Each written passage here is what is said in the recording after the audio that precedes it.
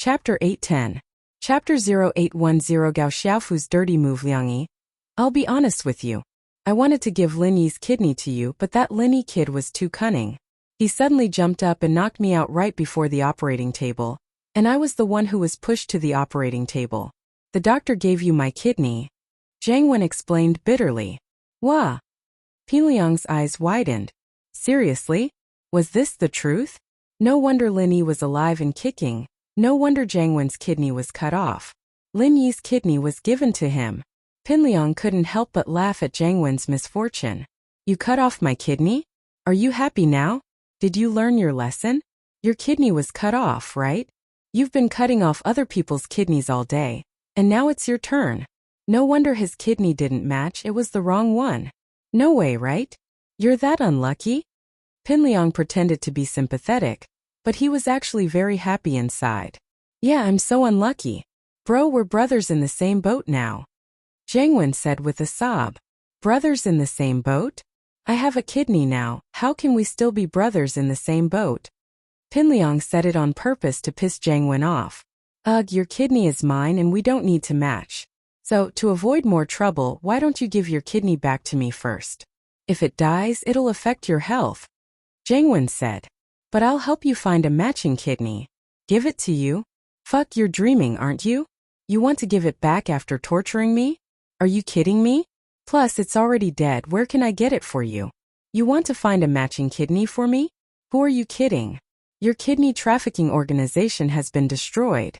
Where are you going to find a matching kidney for me? Pin Liang didn't believe Zhang Wen's words. He hated Zhang Wen to the core. If it weren't for him, he wouldn't have been left with only one kidney. The kidney was already dead. And even if it wasn't dead, Pin Liang wouldn't give it back to Zhang Wen even if he dug it out and threw it away. Is that so? Then I'll go to the hospital to see if it's a match. Pin Liang said indifferently and hung up before Zhang Wen could reply. Zhang Wen could only smile bitterly as he held the phone.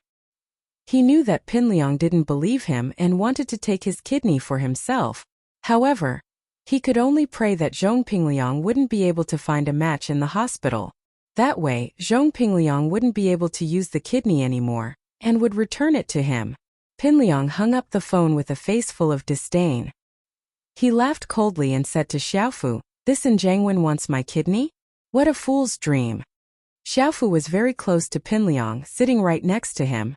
There was no one else in the house, so it was very quiet. Xiaofu heard everything Zhang Wen and Pin Liang said over the phone. He added, yeah, even if the kidney wasn't dead, we wouldn't give it back to him, let alone the fact that it's already dead. If it wasn't for him, would you have become like this, Brother Liang? You don't even have the confidence to pursue Mengo now. Yeah, I, Pin Liang, swear that I won't let Zhang Wen go. When Naipeo comes out, I'll make him pay for everything. Pin Liang gritted his teeth. Liang bro, I have a good idea. We don't need to wait for Naipeo to come out and teach Zhang Wen a lesson. Xiaofu's eyes lit up. Oh, do you have any good ideas? Pin Liang asked quickly when he heard that Xiaofu had an idea. Liang bro, didn't Zhang Wen ask you for a kidney? If that's the case, we'll give him one. Xiaofu grinned. Give him one? Where would we get it? We've already lost the dead kidney. Pin Liang didn't understand. Besides, even if I had one, I wouldn't give it back to him. I hate him so much, why would I give him a kidney? Liang bro, let me finish first. Xiaofu lowered his voice and said mysteriously, I said we'll give him one kidney, not the original one. We can give him another kidney. I heard that dog and pig kidneys look similar to human kidneys, we'll give him a dog kidney. Haha. Uh-oh. That's a good idea, but will it match? Pin Liang's eyes lit up. Who cares? It's best if he's not a good match. We'll torture him a little, and let him enjoy the pain of having his kidney removed after a kidney transplant. By then, he'll be stabbed 3 times too. Gao Xiaofu said sinisterly. Yeah, why didn't I think of that? Pin Liang was overjoyed at Xiaofu's suggestion. We'll give him a dog kidney. But will the doctor be able to see through the flaws during the kidney transplant? Well, Xiaofu thought about it and said, we'll go look for this doctor. Just tell them that the kidney trafficking company case has just been closed, and they don't dare to operate in big hospitals. Also, Zhang Wen's kidney trafficking company has been destroyed. So he must have no more doctors in his place. You're right, haha Jangwon, how dare you set me up? I'll give you a dog kidney and make you feel good. Pinliang was overjoyed at the thought of setting Jangwon up. Xiaofu, I've just recovered from a serious illness, and I can't go out. I'll leave this to you. Contact a reliable illegal clinic and get a wild dog, preferably one with rabies, haha. Don't worry Liang bro, that's easy. I'll take care of it. Xiaofu patted his chest and promised, yeah, I still have 30,000 in my bank card, it should be enough. Pinliang passed a bank card to Xiaofu. This is my pocket money my dad gave me this month. Hey, why are we using our own money? Jangwon should be the one paying for the kidney, and he has to give you some nutrition fees too, right? Xiaofu said. That's right, why are we spending money? Let's just ask him for money. This is great, not only did we give him a dog kidney, we can also get some money from him. Pinliang said happily, Xiaofu, you've become smarter recently. Man, I've matured a lot after all these things. Xiaofu nodded. From now on we need to do things with intelligence. We can't be like before, doing things without thinking. Yeah, but about giving Jangwon a dog kidney we have to keep this a secret. We can't let Jangwon know. Pinliang said, although my dad is with Master Bing, we can't mess with Jangwon's background. Chapter 811. Chapter 0811 Mischievous Yushu. It was another weekend. Linny woke up to find the Miss and Yushu already awake, watching TV on the sofa in the living room. Mingyao poked Yushu with a finger when Linny came out. Oh shield bro, Yao Yao's prepared a lunchbox of love for you. Go eat it. Yushu said after getting Mingyao's signal. Shu, what are you talking about? Breakfast with love? Mingyao was a little pissed off. She was the one who called for KFC breakfast. Why was it breakfast with love? I don't know anything. You poked me with your finger, so I thought you were hinting me to say that. Yushu said innocently. Ahem. Mingyao had no choice but to look at Lin Yi. Shu and I called for KFC breakfast since you weren't awake this morning. There's still some leftovers. Go eat it. In actuality, Mingyao wanted to make it herself, but she gave up on the idea after her last failure. The popcorn porridge and egg would be inedible if she didn't do it. Thanks. Linny nodded at Mingyao, knowing that she was being tough on the outside but soft on the inside. The rest of the food on the table was obviously unopened, and it wasn't as Mingyao had said. She'd ordered it just for him. Linny went to eat, leaving Mingyao and Yushu alone in the living room. Yao Yao, you were the one who ordered it for Shield Bro. Why didn't you tell him? Yushu felt that Mingyao was doing something wrong. It's not a big deal, I just brought it along. Mingyao didn't think there was anything wrong with it. Oh, Yao Yao, you can't do this. We won't have anything to play with when Shield Bro leaves. Yushu was a little disappointed. Mingyao's attitude was hard to understand. Mingyao shrugged and didn't say anything as she continued watching TV. TV shows these days are getting boring. Cartoons are getting more and more adult-oriented. I don't understand it anymore. Yushu flipped through a couple of channels but nothing caught her eye. No Pleasant Goat and Big Wolf today? I don't know. Mingyao was bored as well. How did Linny spend his weekends before he came? Sis, are we going shopping or playing at home today? It's been a while since we've played at home. Maybe we should play games? Yushu suggested after turning off the TV. Make a game?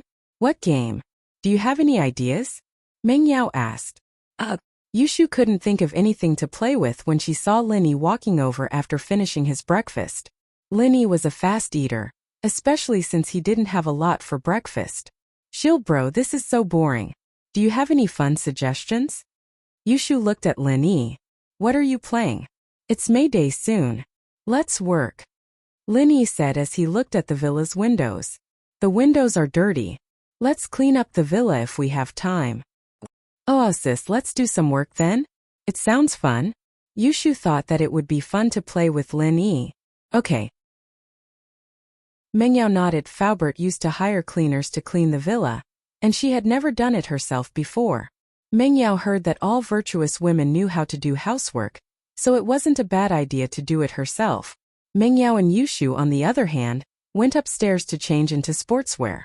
Lin Yi, on the other hand, went to the storage room at the back of the villa to find 2 water hoses for watering the plants and washing the car.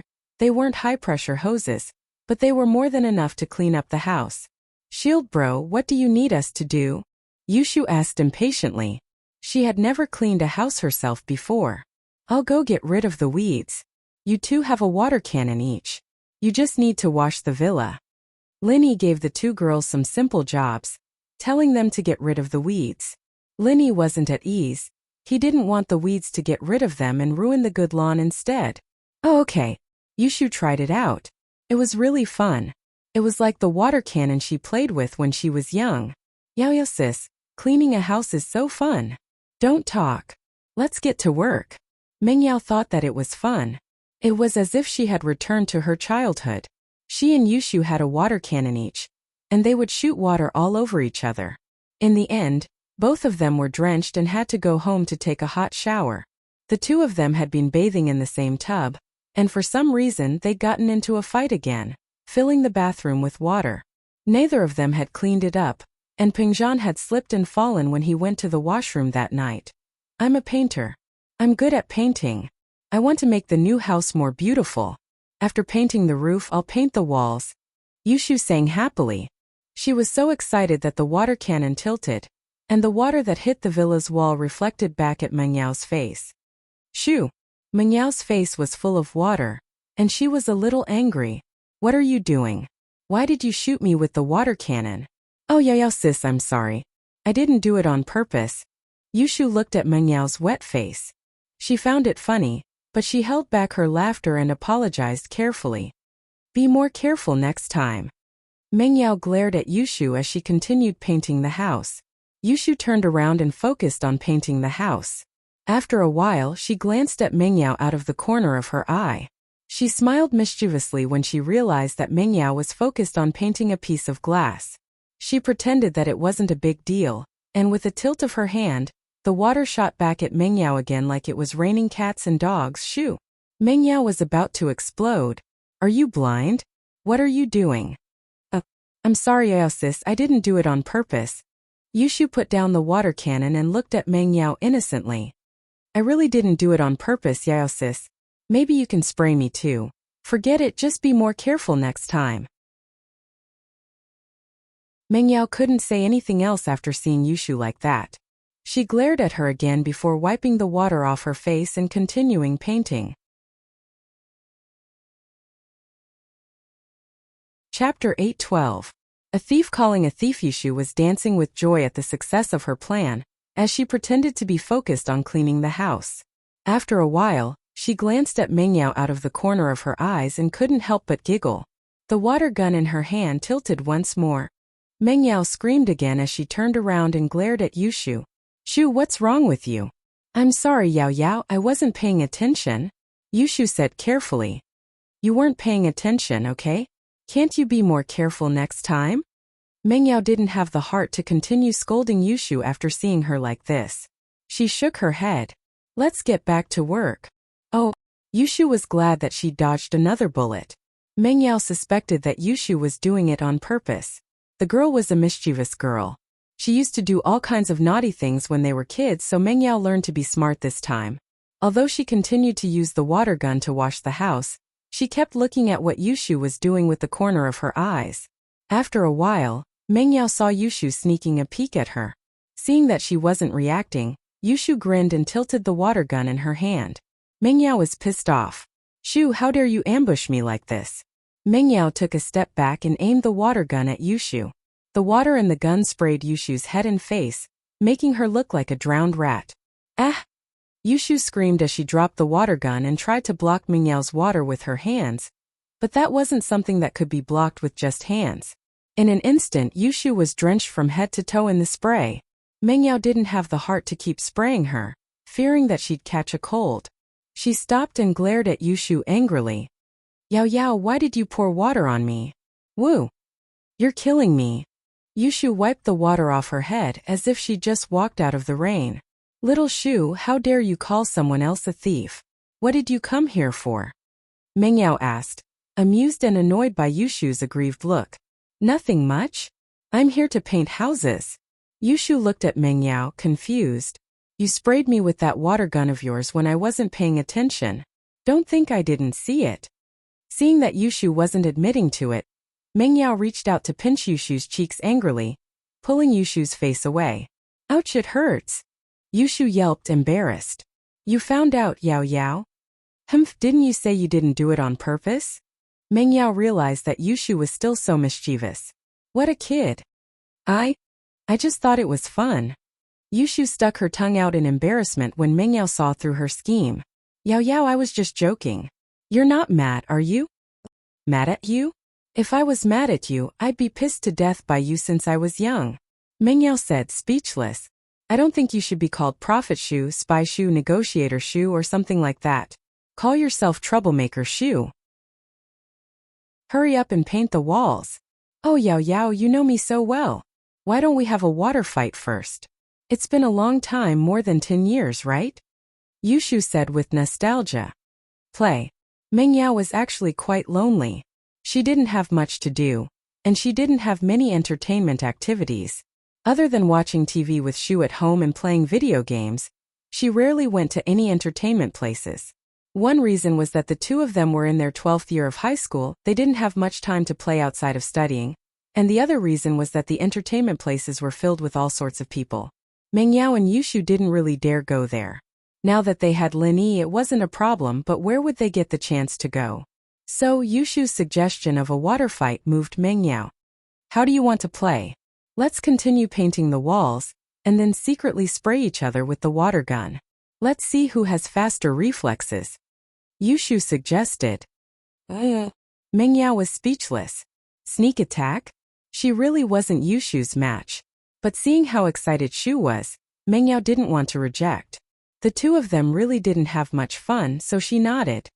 Alright, but let's make this clear. Spray once is enough.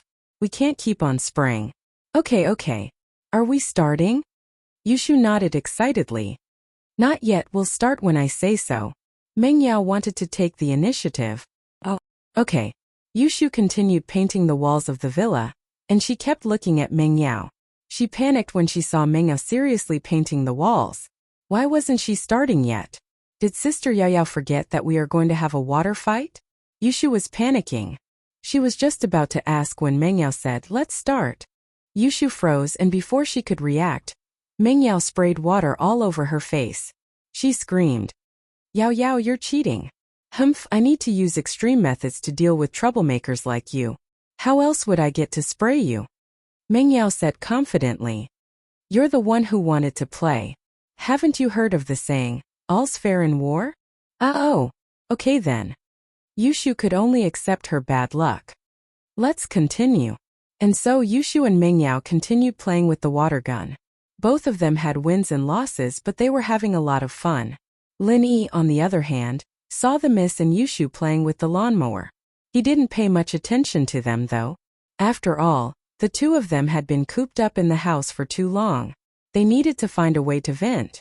Otherwise, the boring 12th grade life would suffocate them to death. Lin Yi, on the other hand, had too many things to do every day. He didn't think that it was inappropriate, but the miss and Yushu were different.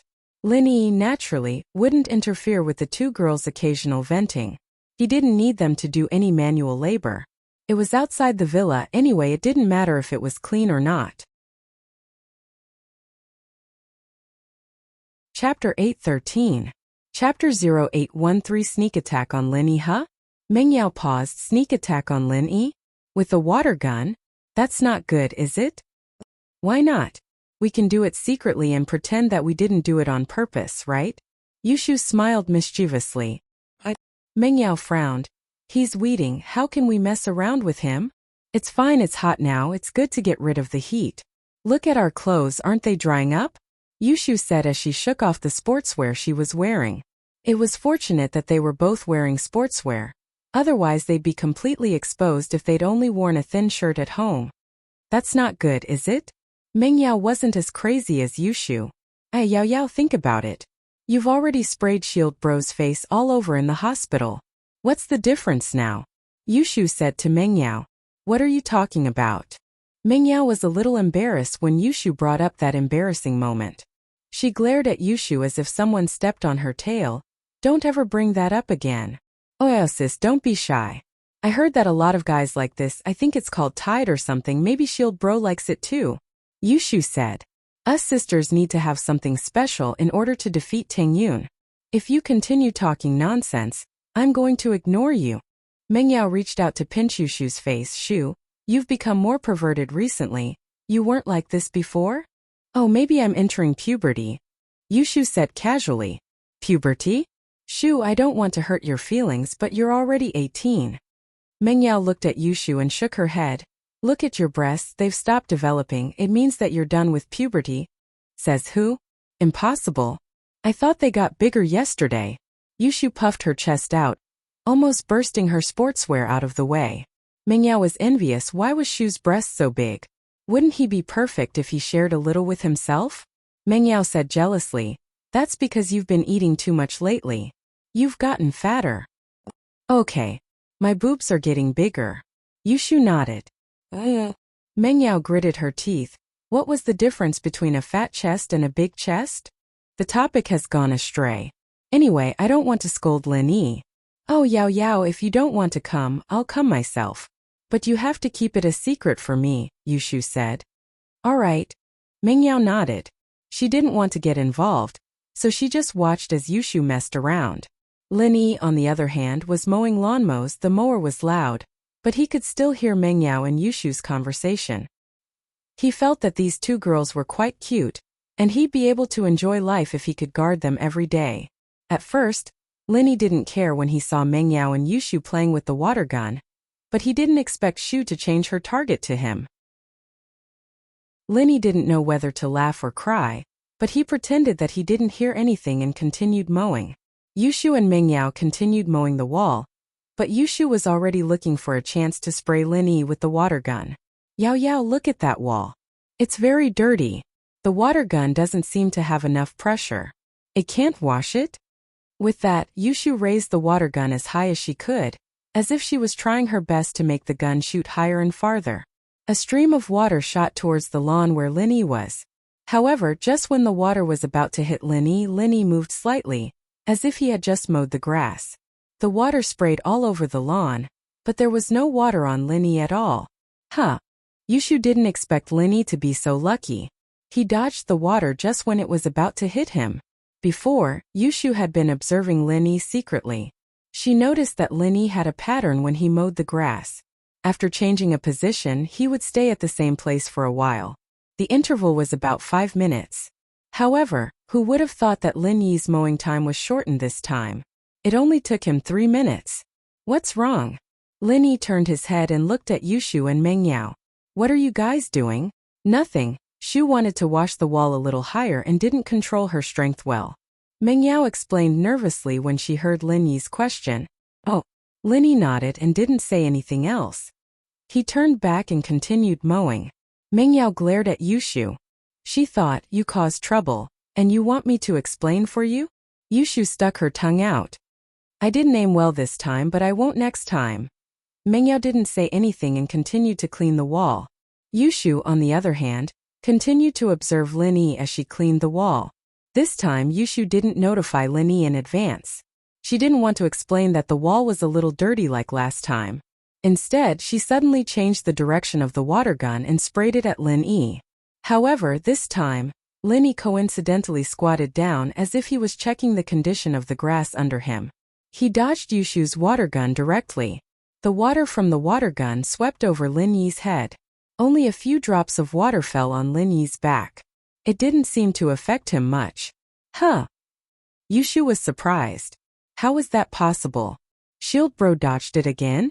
But, how could it be so coincidental? Shield Bro is so lucky. Mengyao frowned. She seemed to have sensed something. Perhaps Lin Yi did it on purpose? She thought that Lin Yi's skills were more than enough to dodge the water spray. Alright Shu, stop messing around. Oh, Yushu wasn't satisfied, but there was nothing she could do after hearing Mengyao's words. She could only nod. After a while, Yushu wasn't willing to give up. She didn't believe that it would be a coincidence every time. She didn't believe that Lin Yi could dodge her water gun every time. So she continued to observe Lin Yi. It wasn't long before she found a new opportunity. She saw Lin Yi turn around and start removing the weeds in another part of the field. Yushu felt that this was her chance. Lin Yi couldn't have eyes on his back, could he? Chapter 8:14. Reality and Ideals. But Yushu was going to be disappointed again.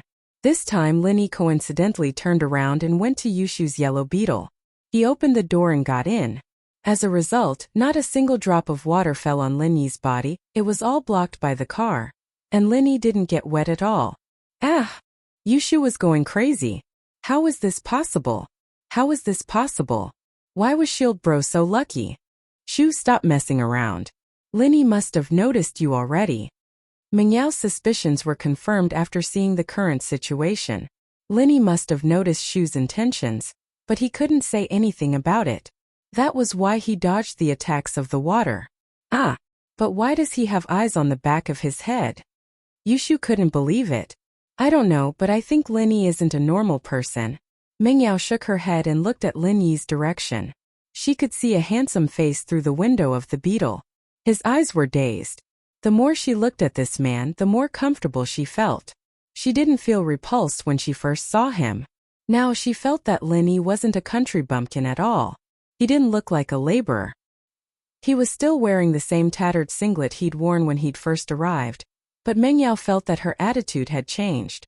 She didn't know if it was because she had accepted Lin Yi's existence, or if there was some other reason behind it.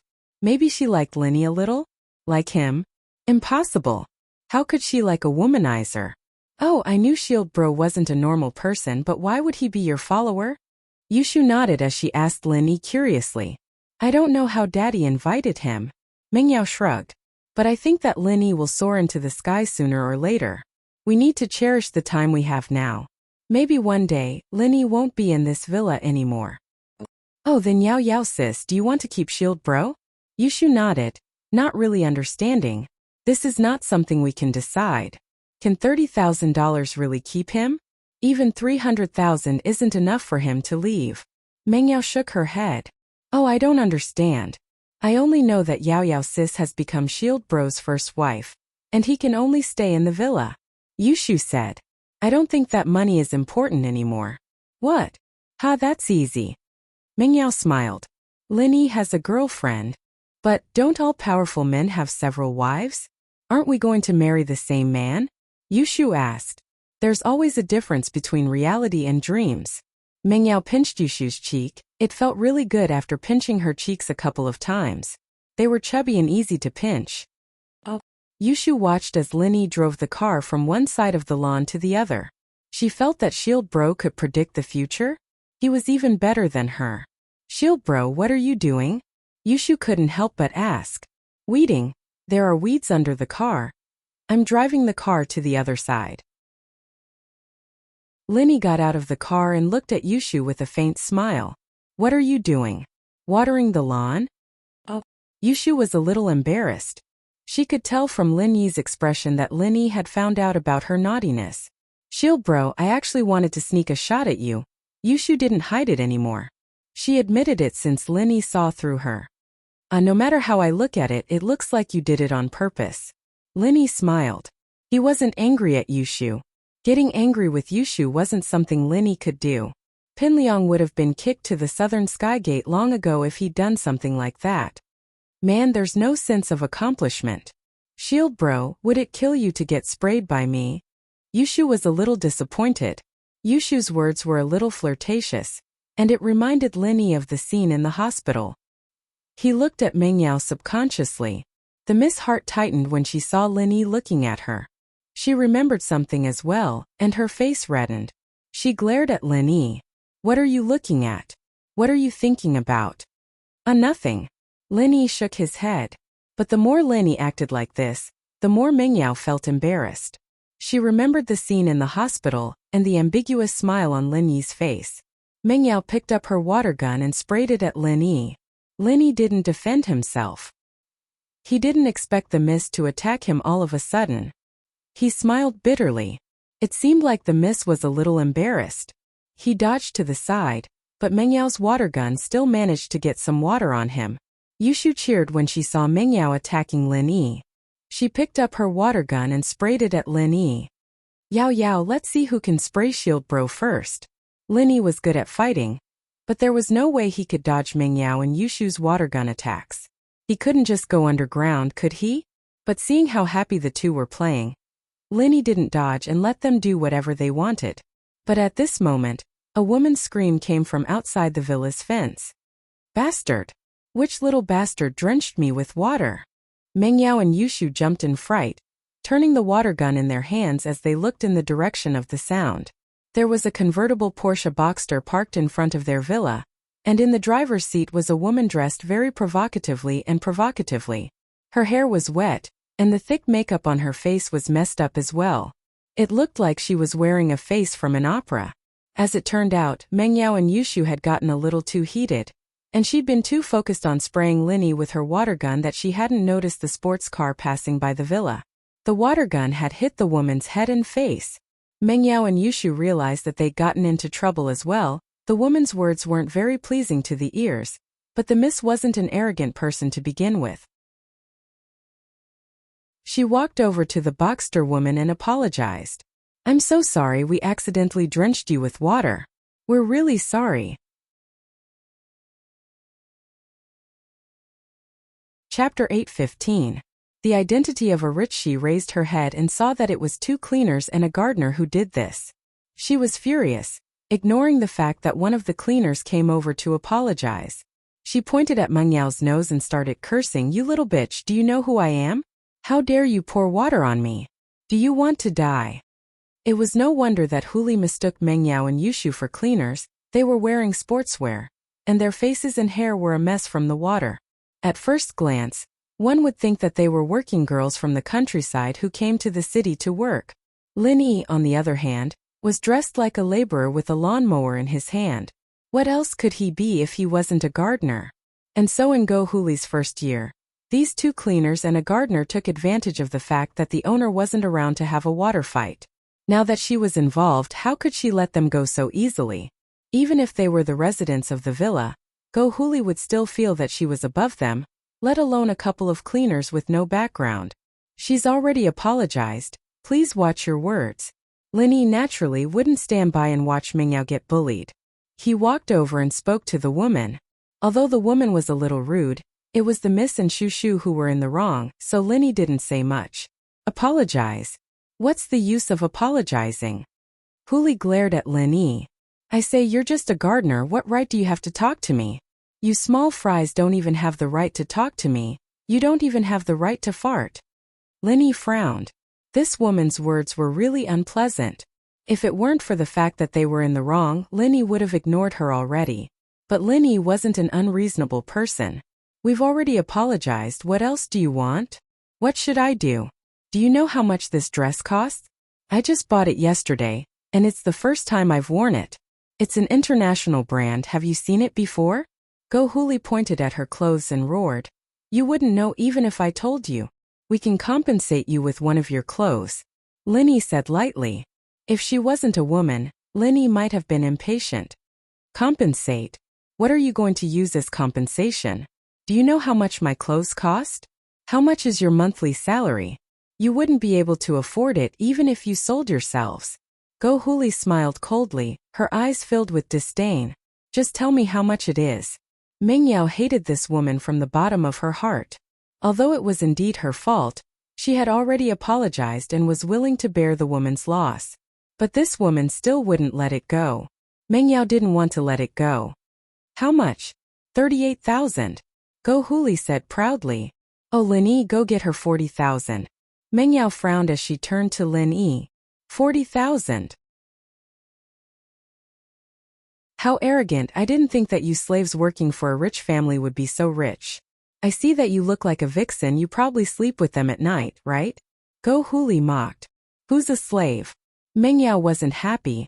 I've already compensated you. You can take the money and leave. We still need to paint the house. Humph. Compensate. Losing money is enough? My clothes are international brands. You can't buy them even if you have money. Go Huli wasn't happy with Meng Yao's attitude. A little vixen dared to talk to a rich wife like her like that. It pissed her off. Then how did you buy it? Linny looked at the miss and signaled her to keep quiet and let him handle it. He then turned to Go Huli, if you can buy it, so can we. If you don't want money, I can buy you the exact same one. Linny couldn't be blamed for boasting like this. With a follower like Fatty Lai, Linny didn't believe that he couldn't buy the clothes this woman could buy.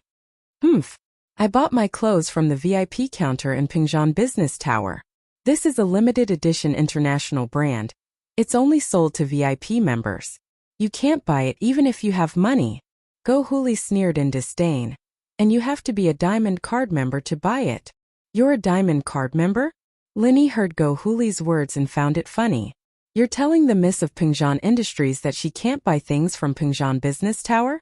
Why does it sound like an idiot? Of course, only people with my status can get this Diamond Card. I heard that the entire Pingzhan Industries only gives out a few dozen of these cards. Go Huli said proudly, my status isn't something you small people can compare to. You can only look up to me. Linny didn't understand.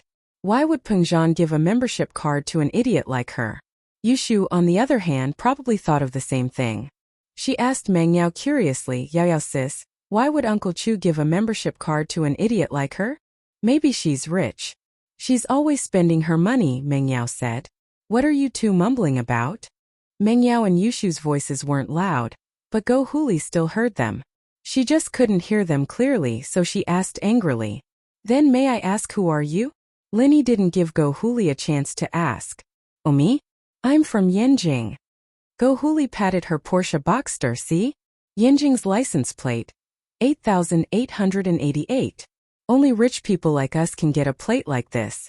You little bums from small places can never understand the life of the upper class. Oh, that's amazing. Linny nodded cooperatively. Alright, you're done acting cool. Now let's talk about your clothes. Who are you calling acting cool? Go Huli heard Lin Yi's sarcasm and became furious. What did he mean by acting cool? Although she was acting cool and enjoyed the process of stepping on small people, Lin Yi's words made her lose face. It's nothing. Do you want to solve your clothes or not?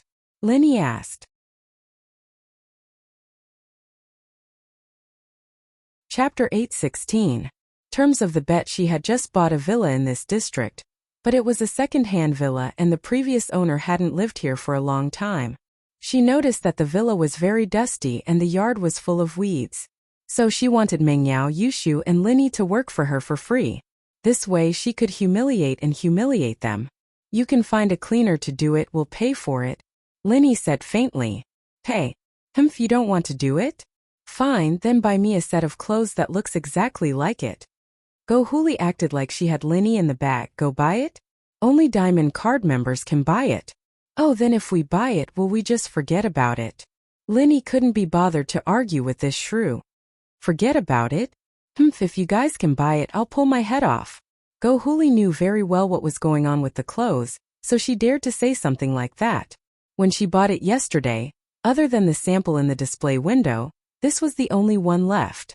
Pingzhan Commercial Building wouldn't sell the sample in the display window, and normal staff didn't have the authority to open the display window. The display window had a fixed period of time, and they wouldn't open it before the expiration date. That was why Go Huli dared to say that if Linny could buy it, she would pull her head off. Of course, this wasn't just for show.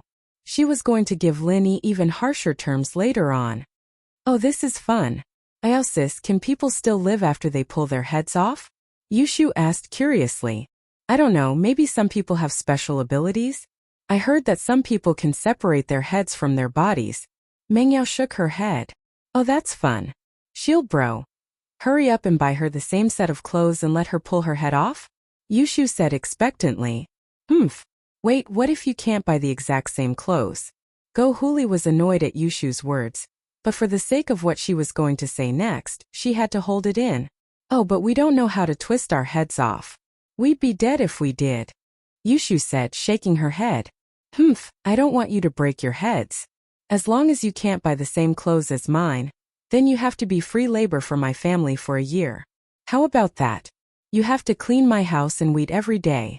Whatever I tell you to do, you have to do it. Go Huli said. Okay. Let's go buy it then. I want to see the head-twisting performance. Yushu nodded eagerly. agreeing to Huli's request.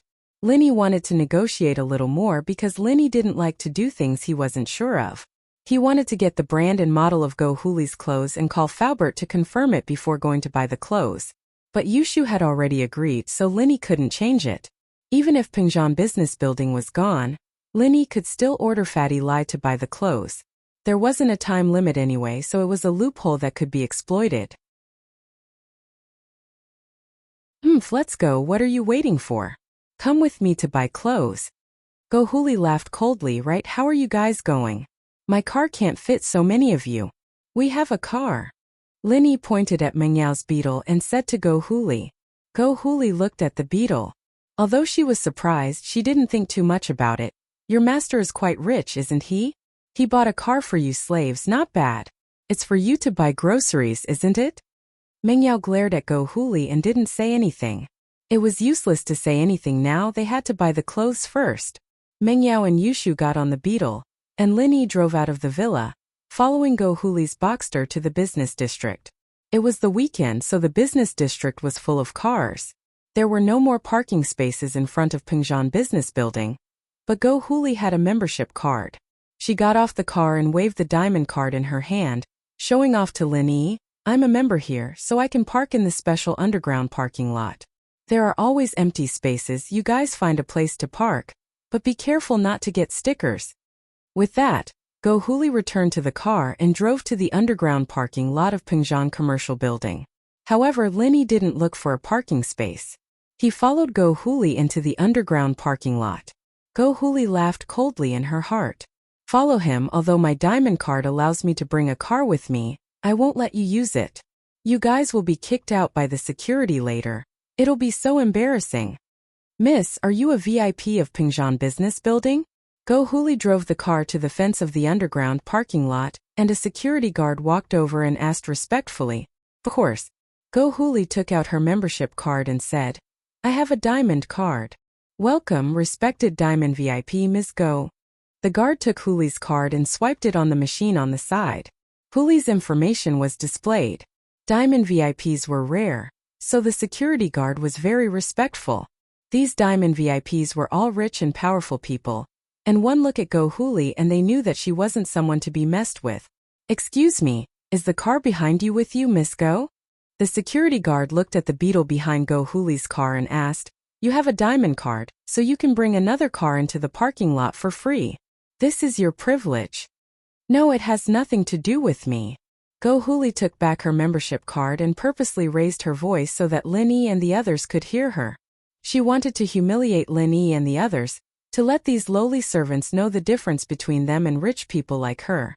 The difference between them and high-class people. Okay, please take care. The security guard nodded and opened the fence, allowing Go Huli's car to drive into the underground VIP parking lot of Pingjan Business Building. However, after Go Huli drove the car over the fence and entered the parking lot, she didn't look for a parking space immediately. Instead, she parked the car at the side and waited to see Linny and the others make a fool of themselves. She wanted to see how Linny and the others would be kicked out by the security guard.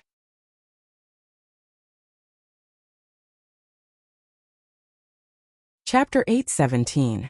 3 diamond cards. Linny drove the car and stopped in front of the fence. The security guard walked over with a smile on his face and asked respectfully, Hello, sir. Are you a VIP of Pingjan Commerce? I think so, Linny said as he rummaged through his wallet.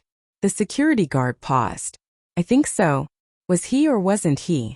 Although he was confused, he didn't show any disdain on his face. It could be seen that Pingjan Industries did a good job in training their employees. Meng Yao found it funny. Even if Linny didn't have a VIP card, he could still come in after giving Faubert a call. Plus, he had a membership card. But Meng Yao knew what Linny was thinking when she saw Go Huli not far away. He was probably messing with Go Huli on purpose. As expected, Go Huli found it funny when she saw Linny pretending to look for a membership card after the security guard asked. She got out of the car and walked over to the fence. The heavy makeup on Go Huli's face had been washed away by Meng Yao and Yushu's water gun. She had to wipe it off with a wet wipe in the car. Without the heavy makeup, Go Huli's face showed the signs of aging. She was already in her 30s, no longer young.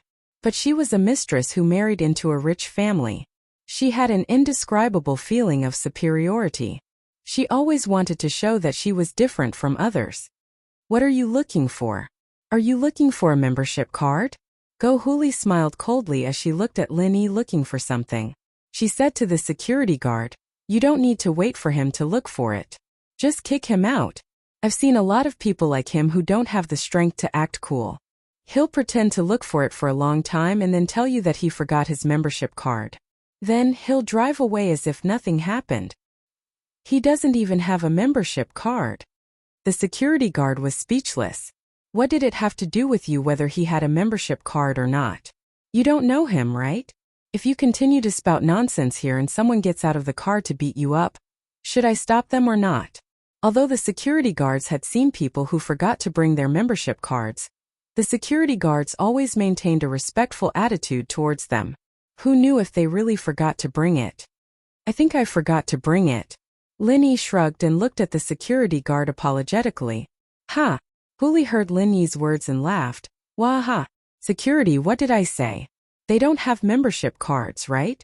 I've already told you that they're here to act cool and not because they really have a membership card. I asked you to kick them out and you still don't believe me? How is it? Am I right? Don't be fooled by the fact that the three of them drove here.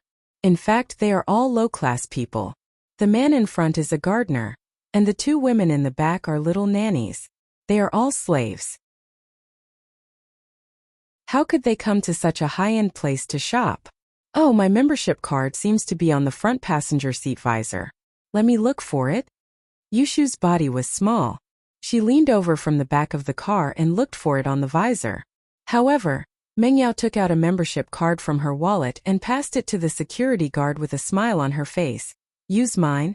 Mengyao saw that Lin Yi clearly had a membership card in his wallet, but he said that he didn't find it. That meant that he was playing around with Huli, causing her to get out of the car and talk nonsense. Mengyao didn't mind taking out her membership card to embarrass Huli. As expected, Huli's face changed when she saw Mengyao take out a membership card. This little nanny had a membership card? How was that possible? She quickly said, "Hey security, look carefully. Don't be fooled by them. They are all low-class people. How could they have a membership card here?" The security guard saw that Mengyao was very pretty and had a sweet smile.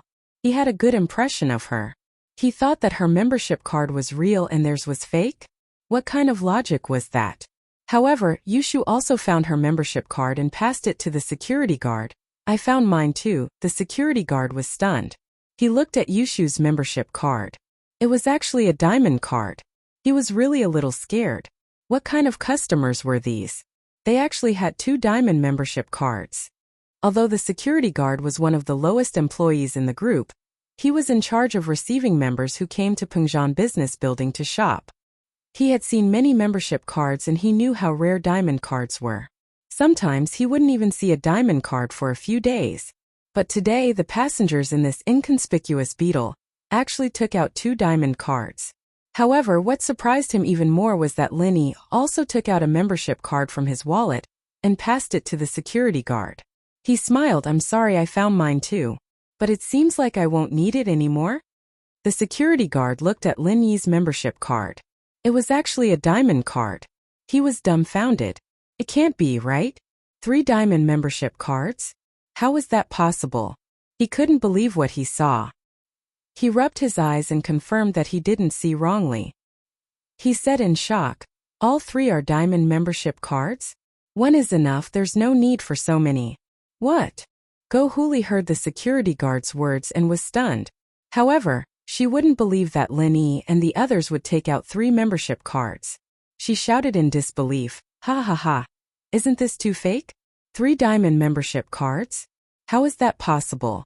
Who are you lying to? Pengzhan Business Building only gave out a few dozen diamond membership cards.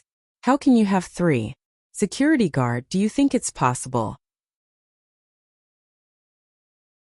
Although the security guard was confused, he was also shocked by Lin Yi and the others. He couldn't believe that a car could take out 3 membership cards. However, the membership cards didn't look any different from the real ones. So, although the security guard was shocked, He didn't show any abnormal expression. After all, the authenticity of the membership card could be seen by swiping it on the machine. He wasn't in a hurry to verify the authenticity of the card. "Sir, miss, just one card is enough." The security guard took the membership card from Meng Yao, who handed it to him first. He swiped it on the machine beside him. Instantly, the card's level and details of the cardholder appeared on the screen.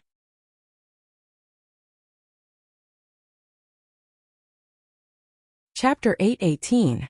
You have the right to file a complaint. The name Chu Mengyao made the security guard feel suffocated. He knew what the fuck was. She was the miss of Pengzhan Industries. Among the employees of Pengzhan Industries, only a handful knew Mengyao in person. Mengyao didn't like to appear in public, and she rarely used her misidentity to show off her power in the industries under Pengzhan Industries. However, there were many who knew Chu Mengyao's name. As long as they worked in Pengzhan Industries for more than half a year, they would have heard of Chu Mengyao. This was also a topic that they would unintentionally bring up when they chatted with their colleagues. Everyone knew that Pengzhan had a beautiful daughter named Mengyao, but not many had seen her in person. That was why everyone was more curious about Mengyao, and the name was etched into everyone's minds. Although the security guard was one of the lowest positions in Pengzhan Industries, he would still talk about Chu Mengyao with his colleagues after meals. When he saw the name on the membership card, he immediately understood Chu Mengyao's identity. She was actually the miss of Pengzhan Industries.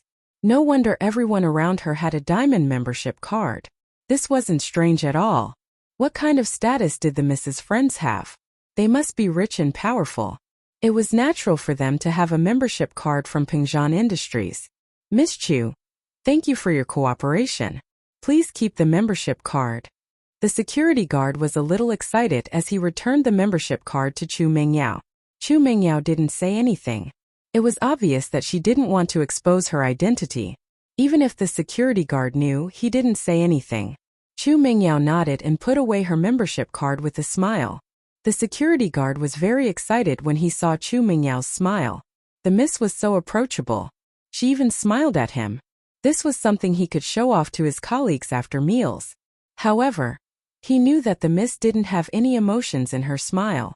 Still, he was happy because in the eyes of these people, the miss was a high and mighty existence.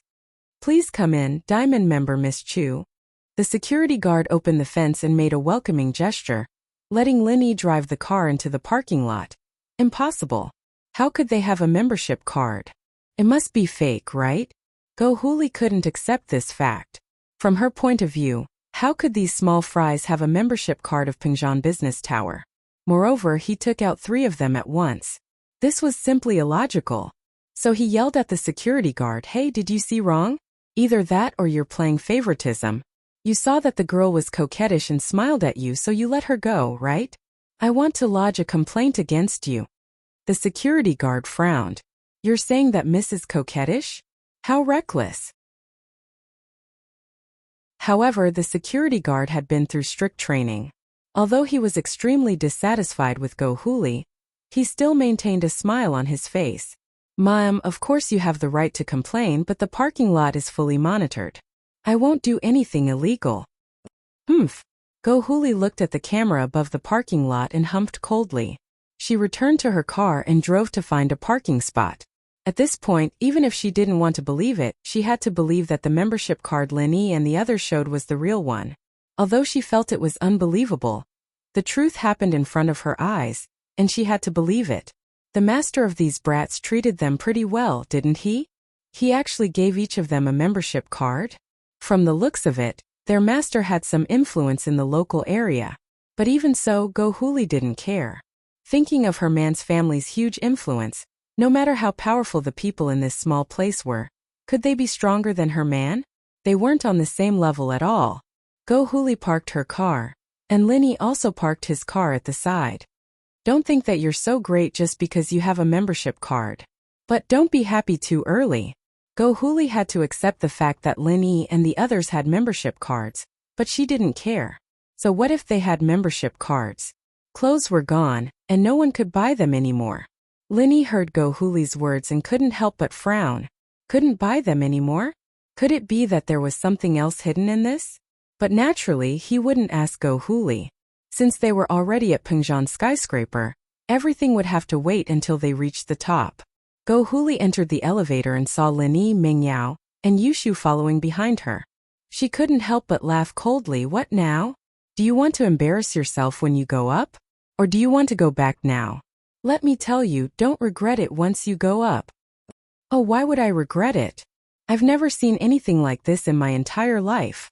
Yushu was so happy that she was practically dancing with joy at the thought of Go Huli's head-twisting performance. Since you guys don't know how to appreciate my kindness, then don't blame me for being impolite. When the time comes, you guys will have to work hard. Go Huli felt that these people were unreasonable, especially Yushu. Why was she acting like a little psycho? The elevator went up slowly and finally stopped at the floor where clothes were sold. Go Huli stepped out of the elevator first and didn't stop at all. She strode towards the VIP area of luxury goods. Since Lin Yi and the others didn't know how to appreciate her kindness, then she'd make them give up. Lin Yi, she seems very confident, Meng Yao said worriedly to Lin Yi. I don't know, but it shouldn't be a problem. If I can't buy it here, I'll think of something else. Lin Yi shrugged. Naturally, he wouldn't let Meng Yao work for Go Huli's house. All right. Meng Yao could only nod as she pulled Yushu with her, following Lin Yi to the luxury goods area. The Miss and Shu would visit here as well. The Miss didn't have much of a concept of brands in her heart, and she wouldn't blindly chase after luxury goods. In her wardrobe, there were more mid-range brands. The Miss was a rather casual person. They came to the luxury goods area and Go Huli didn't say much. She found a shop assistant and pointed at her clothes. Do you still have the clothes I'm wearing?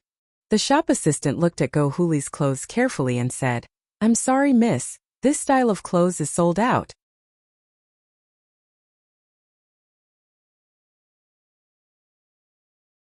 Chapter 8:19. Ask around. It could be said that the clothes Go Huli was wearing were out of print. That was why she dared to say that if Lin Yi and the others bought the same clothes, she would chop off her own head. How's that? Did you hear that? You've given up now, haven't you? Go Huli turned around proudly and looked at Lin Yi, Meng Yao and Yushu. Now you're embarrassed, aren't you? Don't you have a membership card? But so what if you have a membership card? It's all sold out. Even if you had 100 membership cards, you wouldn't be able to do it, let alone 3. Are you sure that there's no more of this type of clothing? Lin Yi frowned. He finally understood where Go Huli's confidence came from. She probably knew that there was no more stock for this type of clothing. That was why she dared to make such a bold claim. Yes, other than the one in the display window, there's no more in stock. The salesgirl said apologetically. Can't you sell the one in the display window? Lin Yi asked. I'm sorry, sir, but I don't have the authority to open the display window, the salesgirl explained. Because the items in the display window are arranged by the sales department of the commercial building, and they can only be changed periodically. Our normal salespeople and salespeople don't have the keys to the display window. Oh, I see. Lin Yi nodded and looked at Meng Yao. Give me your membership card. Meng Yao paused, not knowing what Lin Yi was going to do. She took out her wallet from her pocket and handed the membership card to Lin Yi. Lin Yi took the card and passed it to the salesgirl. Take this card and find the manager of the sales department. Ask him if you can sell the sample in the display window. Diamond card? The salesgirl paused and shook her head. I'm sorry, sir. Although you're a respected Diamond VIP member, we can't sell it. This is a rule set by the commercial building a long time ago. Ha! You 3 servants really haven't seen the world. Go Huli laughed coldly at Lin Yi's actions. You think you can act all high and mighty just because you have a Diamond membership card? That was a mistake. I even have a Diamond membership card, but this is the rule of the mall. Who are you? You think you can change other people's rules? What a joke. I've never seen people as unsophisticated as you. I don't know how your master usually teaches you. You're actually so ignorant. You think you can act cool just because you have a Diamond card? How naive. Go Huli's words were so sarcastic that even the shop assistant couldn't stand it anymore. She was just asking if the Diamond card had this privilege, and she didn't say anything else. But here she was mocking her. Did she do anything to piss you off? Lin Yi didn't respond to Go Huli's words. He treated her like a mad dog and it was a waste of time to talk to her. Just do as I say. Show this card to your sales manager, and he'll tell you if the clothes are for sale or not. Linny said directly to the shop assistant. Just do as I say, show this card to your sales manager, and he'll tell you if the clothes are for sale. That? Okay. The salesgirl had no choice but to agree to Lin Yi's insistence. After all, this was a request from a diamond customer. The employees of Pingzhan Industries were trained to put the customer first. They couldn't just ignore the customer's request. Even if the customer's request was unreasonable, they had to explain patiently or report it to the higher-ups. You still want to try? Try what? What a joke. Go Huli didn't expect the salesgirl to agree to Lin Yi's request. She was instantly annoyed. Why didn't you just reject him? What's the point of wasting time? Of course I want to try. There are people at home waiting for you to twist their heads off. Lin Yi said indifferently. Oh, that person is me. Yushu quickly raised her hand to express her intention. Go Huli glared at Lin Yi and Yushu. She thought to herself, if that's the case, I'll let you two be happy for a while. You two really won't give up until you see the coffin. Meng Yao saw that Lin Yi passed the card to the salesgirl and asked her to look for the sales manager. She could roughly guess Lin Yi's intention. Lin Yi was planning to use her identity as the miss as a stepping stone. In fact, Lin Yi had the same thought. He could see some clues from the face of the security guard. The security guard saw the information on Meng Yao's diamond card and recognized her identity as the miss of Pingzhan Industries. If a security guard could recognize Meng Yao, then how could the sales manager of Pingzhan Business Building not know her? After seeing the information on Meng Yao's card, he probably wouldn't care about the rules anymore. He would just take out the clothes and sell them to Meng Yao, who was in charge of Pingzhan Business Building. Of course, it was Pingzhan Industries. Who was the biggest in Pingzhan Industries? Wasn't that Chu Pingzhan? Meng Yao was Chu Pingzhan's only daughter, the future heir of Pingzhan Industries. How could these small managers not please Meng Yao? So Go Huli's ending was already decided. She would see how she would twist her head off. Although the salesgirl was confused since Lin Yi insisted, she still took the card from Lin Yi and quickly walked to the sales manager's office. This was the office of their direct superior.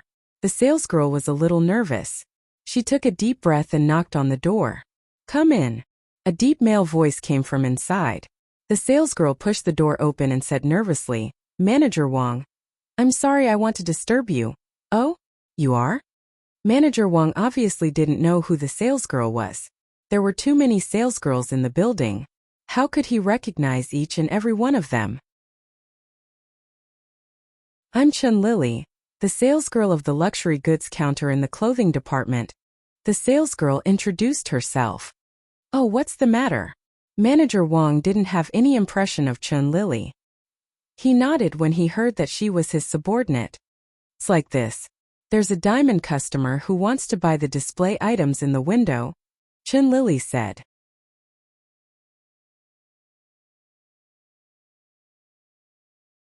Chapter 820. Chapter 0820. Destined Tragedy. Manager Wang. I've already explained to this customer, but he insisted that I show you his membership card. Chun Lily explained. Didn't you say that we have to try our best to satisfy the customer's request? Even if it's an unreasonable request, we have to report it to the higher authorities. Manager Wang nodded. If the customer insisted, then Chun Lily wasn't wrong. He said, Give me the membership card, I'll take a look first. Manager Wang wasn't an idiot since he was able to reach the position of marketing manager. Naturally, he knew that a customer who could say such a thing must have a high status. If the customer was really someone important like a strategic partner of Pingzhan Industries, then he really couldn't afford to offend them. He could only call Pingzhan's assistant, Faubert. Chun Lily passed Meng Yao's membership card to Manager Wang. There was a credit card machine in Manager Wang's office. Manager Wang swiped it on the computer, and the information on the card was displayed. Hiss! Manager Wang took a look at the member's name on the card and took a deep breath. Meng Yao, he knew what this name meant. Wasn't this the miss of Pingzhan Industries? The miss actually came to shop in person? Manager Wang felt that it was a little unbelievable. If the miss wanted something, she just needed to tell Faubert and Faubert would be able to get it done.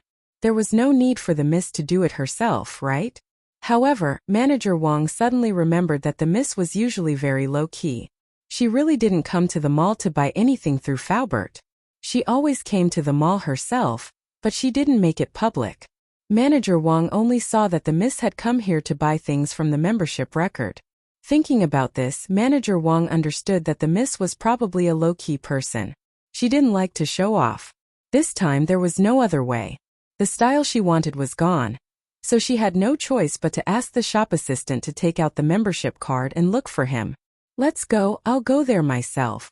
Manager Wang took Meng Yao's membership card and said to Chan Lily. Chan Lily was stunned. She didn't know why Manager Wang had such a reaction after seeing the membership card. Was there any secret in this membership card? However, Manager Wang naturally wouldn't explain to Chan Lily. Since the Missy was a low-key person, she probably didn't want others to know her identity. Otherwise, she could have just called Faubert, and everything would be solved. Or he could just ask the shop assistant to convey her identity. There was no need to use such an obscure method to tell him. As Manager Wang walked out of the office, he ordered an employee of the sales department to take out the clothes from the display window. This made Chen Lily dumbfounded. Does Manager Wang really agree to sell the exhibits in the display window? This had never happened before, right? But since Manager Wang didn't want to explain, she didn't want to ask anymore. She followed the manager to the luxury goods counter of the clothing department, and Manager Wang quickly walked over and took out Meng Yao's membership card. Who's this membership card for? It's mine. Meng Yao didn't hide her identity anymore as she nodded to the manager. Nice to meet you, Miss Chu. This is your membership card. Manager Wang quickly returned the membership card to Meng Yao respectfully. I've already sent someone to get the exhibits in the display window. They will be here in a moment. Can you please wait for a moment? Okay, thank you. Meng Yao naturally knew that Manager Wang knew who she was. Then I'll have to trouble you. I'll wait by myself. Can you go ahead? No hurry. Manager Wang quickly shook his head. Oh hey old lady, when are you going to perform a head twisting performance? We got you the exact same clothes. Yushu couldn't wait to call out to Go Huli after the clothes were bought. Old lady? Who's the old lady? I'm only in my 30s, okay? Where's my beauty? Yushu's words almost made Go Huli explode. How did she become an old lady? Go Huli was already a little angry when Manager Wang came out of nowhere to sell the clothes to Lin Yi's group. She didn't expect Yushu to call her an old lady. She was even more furious now. Who are you calling an old lady? Go Huli glared at Yushu. Oh, I don't know. Naturally, the oldest among us is the old lady. Yushu blinked innocently. Humph. Go Huli grunted in displeasure. But she wasn't in the mood to argue with Yushu and the others anymore. She was more concerned about why the mall would sell the clothes in the window to Lin Yi's group. This was what she had specifically asked before. The goods in the display window weren't for sale. Moreover, the shopping guide, Chan Lily, also said that the goods in the display window weren't for sale. However, when Manager Wang came, he agreed to sell them. But if he agreed to sell them, wouldn't it mean that she had lost the bet? How could Go Huli let this happen? She was confident that she could see Lin Yi's group lose face. Then, she would bring them home and humiliate them. She would make them work for her. But the situation changed. She actually lost. Didn't that mean that she would have to tear her head off in front of them? How could Go Huli tear her head off? Her face turned ugly. She looked at Manager Wang coldly. What's wrong with you guys? I thought the goods in the display window weren't for sale. Why are you selling them? Manager Wang paused. He didn't know what Go Huli was doing. But he still explained, our mall has its own rules. It's the mall's decision to sell the goods. What Manager Wang meant was, although you are a VIP of our mall, you can't interfere with the operation of our mall, can you? Aren't you being too nosy? You guys are going back on your words. I'm going to complain. I'm going to complain to the higher-ups of your group. Do you know who I am? How dare you not listen to my opinion? Let me tell you, even the chairman of a business association in a small place has to listen to my husband. Not to mention a small mall like yours. Go Huli was furious. She pointed at Manager Wang.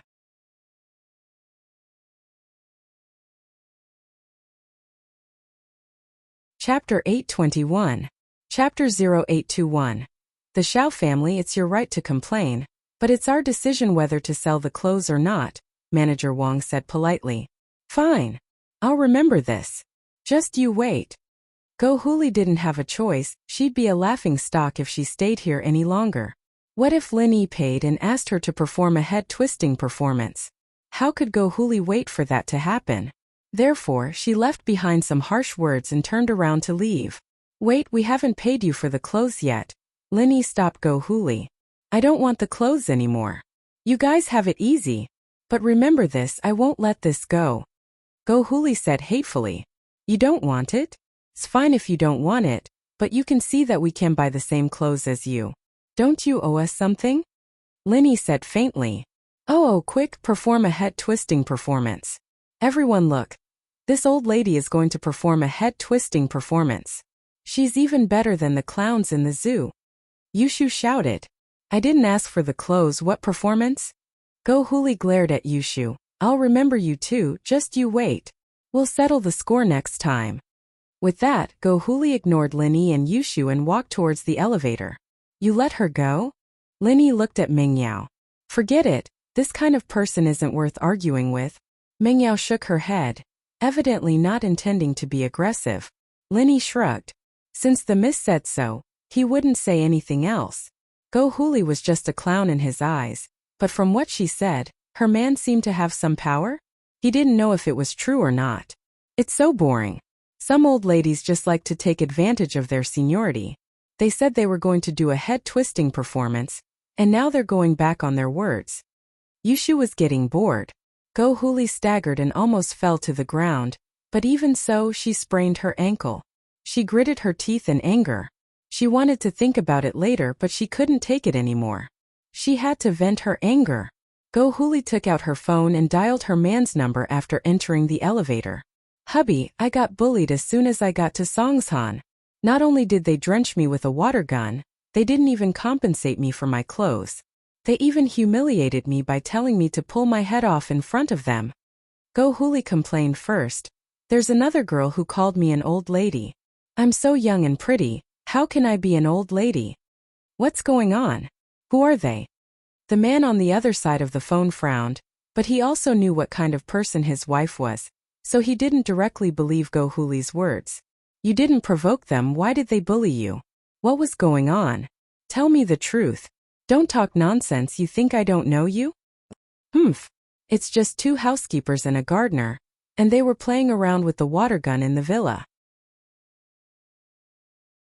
I just bought a villa for our family and wanted to take a look, but when I drove to the villa area, they poured water all over my head and face. Go Huli saw that her husband didn't believe her, and she could only tell the truth. I was thinking that we needed some workers to clean the house, didn't we? I wanted them to be free cleaners for a month, so I scared them and asked them to pay for my clothes, but they agreed. Then why did you say they humiliated you? The man humphed and asked. They were just a few servants, how could they afford to pay for my clothes? You know that I bought all my clothes from Pingzhan Commercial Building, and when I bought them, other than the display in the window, there was only one left. Go Huli explained. I thought that they definitely wouldn't be able to buy it. So I made a bet with them, saying that if they bought it, I would cut off my head. And if they couldn't, they would have to work hard for a month. And they bought it, right? The man was speechless. How could she say something like that? Cut off your head for them to see?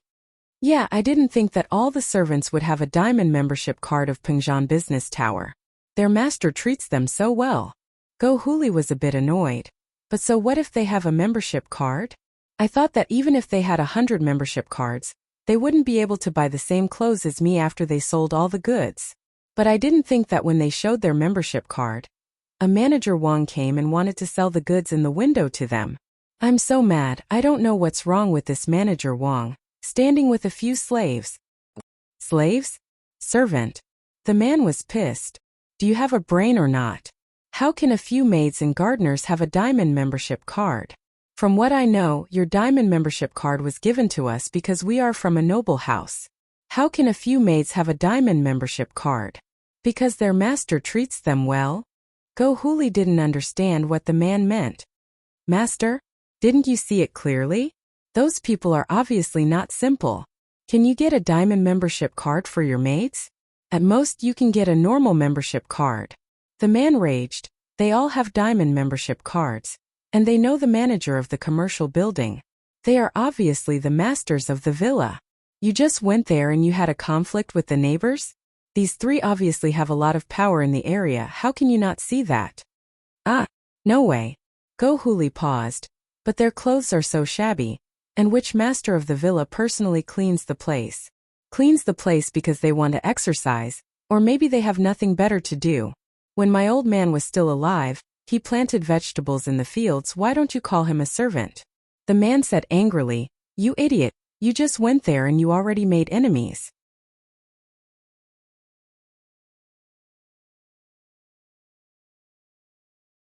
Chapter 822. Chapter 822 Mingyao identity. Alright. Stop crying. We'll talk about this when I get to Songshan. I'm in Donghai right now and Xiaoben and I still need to visit House Kong. We'll get revenge for you after we're done here. Xiaoji said helplessly. Then I'll just swallow it for now? I'm being bullied as soon as I get here, what will people think of me? Huli couldn't wait any longer, she was about to explode it. She wanted to teach Linny a lesson right here and now. Then what do you want to do? Xiaoji said helplessly. I don't want to do this. Do you know anyone in Songshan? If not, find some hoodlums or hoodlums to teach them a lesson. Huli said. You don't even know their background and you're going to teach them a lesson? Xiaoji frowned. What background could they have? They're just a couple of kids.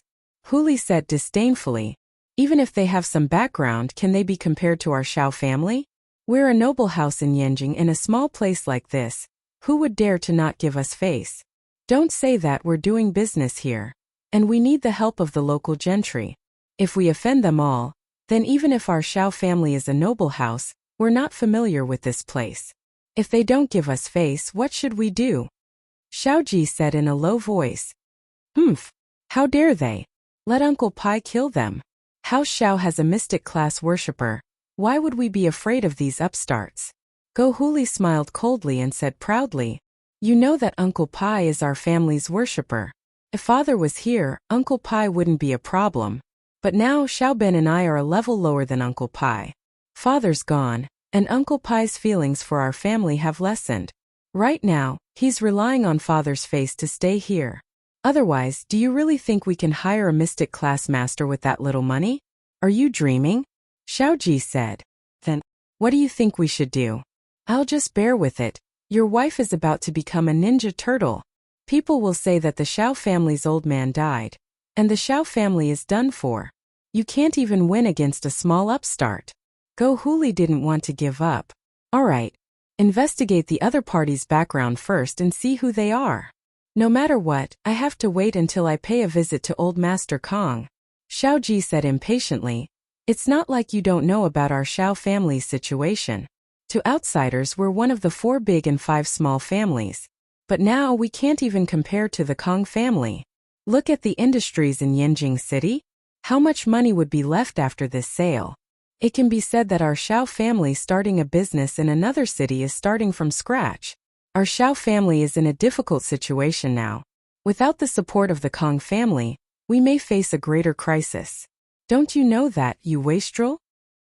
Gohuli didn't know what to say. It wasn't that she didn't know. She just didn't want to accept it. She became the daughter-in-law of the Xiao family for less than 2 years. She just got to enjoy the feeling of marrying into a rich family. And now the Xiao family was in dire straits. She couldn't accept it. So the more it was like this, the more she wanted to show off the Xiao family's prestige. She wanted to use the Xiao family's name to fight for her face and act cool. Otherwise, she wouldn't be able to accept this. Before Gohuli could finish, Xiaoji hung up the phone.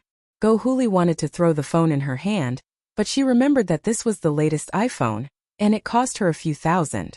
She hesitated and put it away. The Xiao family was in dire straits. Gohuli's monthly allowance wasn't as much as when she was a mistress, but she couldn't do anything about it. She knew that the Xiao family was in dire straits. She couldn't complain even if she wanted to. Gohuli decided that when she got back, she would go to the property management and ask for information about the owner of the villa. How could she live up to her identity as the daughter-in-law of the Xiao family if she didn't teach them a lesson?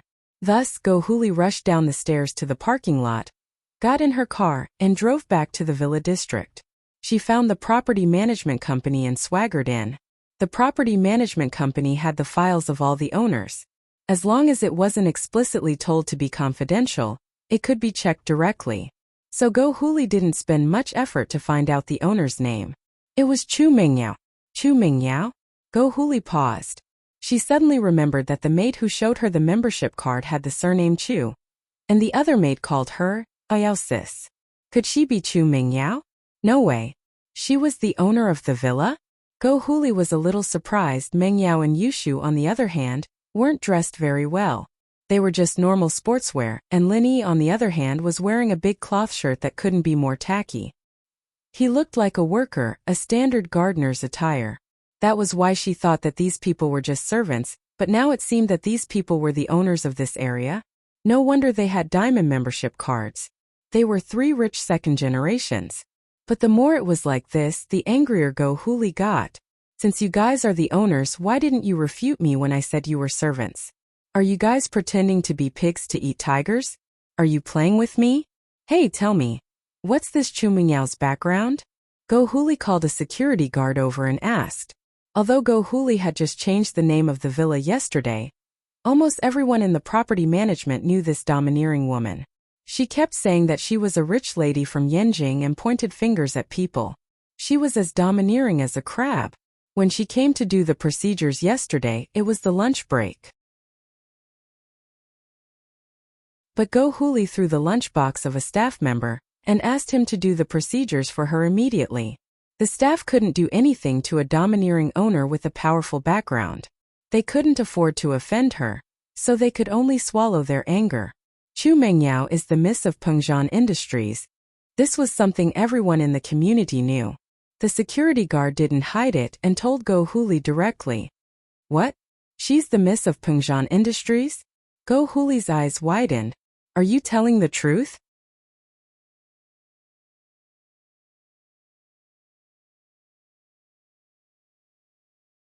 Chapter 823. The Xiao family's plans. This bitch.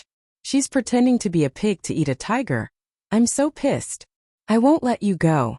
Huli finally understood why manager Wang of Pengzhan Commercial Building would sell the samples in the windows. How could he not sell it when the miss of Pengzhan Industries was there? Go Huli ignored the guard and walked out of the company. She got into her sports car and angrily called her man, Xiao Ji's number. What do you want this time? Xiao Ji picked up impatiently. It was a bad decision to make Huli his mistress. She wasn't this troublesome back when they were still lovers. Honey, I've done my research. That housekeeper really is the owner of the villa. She's called Mingyao, the miss of Pengzhan Industries. Huli said. See, what did I say? Housekeeper. I don't know what kind of eyes you have offending her. Xiao Ji frowned. Pengzhan Industries? Isn't that Pengzhan Industries? Is this Pengzhan very powerful? Huli asked carefully, sensing the unfriendliness in Xiao Ji's tone. Not really, but Pengzhan Industries is one of the largest corporations in the province. Offending them means you've added another enemy to our Xiao family. Xiao Ji said unhappily. I'll call you back later. I'll ask Xiao Ben and see what we should do. Okay. Huli didn't dare say much and quickly hung up. She thought to herself, Pengzhan Industries may be one of the largest corporations in the province, but so what? Xiao family came to Songshan and couldn't find a place to establish their dominance. Finding Pengzhan Industries to do that would be a good idea. Xiao Ji hung up and told Xiao Ben about Huli's situation. He wanted to discuss a plan with him. In the Xiao family, Xiao Ji was the eldest, but Xiao Ben was the one who called the shots. Xiao Ji's personality was rather crude, and Xiao Ben was the true brains. Brother, what do you think we should do? Xiao Ji told Xiao Ben about how Go Huli offended the miss of Pengzhan Industries. He wanted to ask for his opinion. It's all your sister-in-law's fault. She's a reckless person, causing trouble as soon as she came to Songshan. Oh? Trouble? Xiao Ben shook his head and said with a smile, this is a good move. Our Xiao family is unfamiliar with this place. And the only one we have a good relationship with is the Kong family. But this is obviously not enough. A lot of companies probably don't know the reputation of our Xiao family. I was just looking for an opportunity to establish my prestige, and sister-in-law delivered herself to my doorstep. Why not? Xiaoji didn't understand, brother. You mean we are going to be enemies with Pingzhan Industries? We can't be considered enemies. Xiao Ben waved his hand. But it's true that we can make them bleed and cough up some benefits. What good would it do to be his enemy? Our Xiao family's foundation isn't here.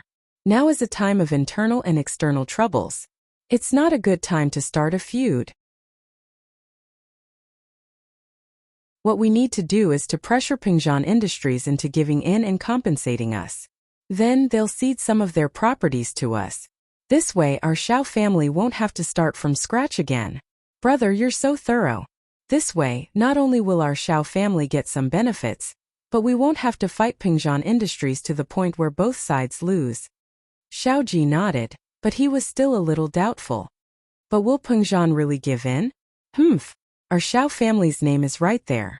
How dare he not give in? And we'll stick to this matter. Pingzhan didn't give Xiao family any face at all, bullying my sister-in-law. If he doesn't compensate us and doesn't cede any profits, then fine. Let's have Uncle Pai go to their house and see if they'll give in. Xiao Ben laughed coldly. This Pingzhan's daughter sure is arrogant. Ha ha ha ha. This is the perfect opportunity for me to blackmail them. Brother, you're right. Xiaoji calmed down after hearing that he could ask Uncle Pai to go to Pingzhan. He'd heard that Pingzhan's bodyguard, Faubert, was only a golden class late phase peak physical practitioner. That was a level lower than Uncle Pai. If Uncle Pai were to step in, Pingzhan wouldn't dare say anything. Xiao family was a powerful house. How could a small businessman like him bully them? If he didn't teach him a lesson, he wouldn't know how powerful Xiao family was. Alright, let's go visit House Kong first. Xiao Ben settled the matter with just a few words, putting Xiaoji at ease. He'd thought that his wife had made enemies the moment she arrived in Songshan, and that it wouldn't be good for Xiao family's future development. But he didn't think that his brother would turn a bad situation into a good one so easily, turning this conflict into an excuse for Xiao family to get rich. Yes, his wife didn't seem too bad. Being a little arrogant had its benefits. He'd have to praise her when he got home and let her continue being arrogant. Uncle Pai isn't here yet? Xiaoji looked at the time on his watch. I've already sent someone to the hotel to pick him up. If it wasn't for Uncle Pai, I'd really be afraid that old fox Dr. Kong would cause some trouble. House Kong and Xiao family haven't been very close lately. Xiao Ben sighed. House Kang's attitude made the Xiao family brothers a little anxious. The Xiao family brothers were very clear about House Kang's goal. The so-called marriage was nothing more than using the Xiao family as a springboard for House Kong to become a noble house. But as the Xiao family fell further and further, House Kong was probably starting to look down on the Xiao family's usefulness. The Xiao family sold their business in Yanjing and came to Songshan for two reasons. One was to facilitate the marriage between House Kong and House Xiao, and the other was because the competition in the business world wasn't as fierce as in Yanjing. The Xiao family brothers were in a difficult situation in Yanjing. Their grandfather's old friends had all turned their backs on them. Even House Yu didn't see the Xiao family as a noble house anymore. At the end of the day, the Xiao family didn't have anyone who could stand on the stage. The Xiao family didn't have any masters. Although they had Uncle Pai, a mystic class master, he was still a master. It wasn't the Xiao family's strength. Xiao family started off as a business family. At its peak, it was because of Uncle Pai's support that the Xiao family became a noble house. But now the Xiao family brothers didn't have the power of Uncle Xiao family's old man, and Uncle Pai's attitude had changed. The Xiao family was naturally a lot weaker. Xiao Ji and Xiao Ben regretted not training with Uncle Pai when they were young. If the Xiao family brothers were just golden class masters, they wouldn't be in this situation.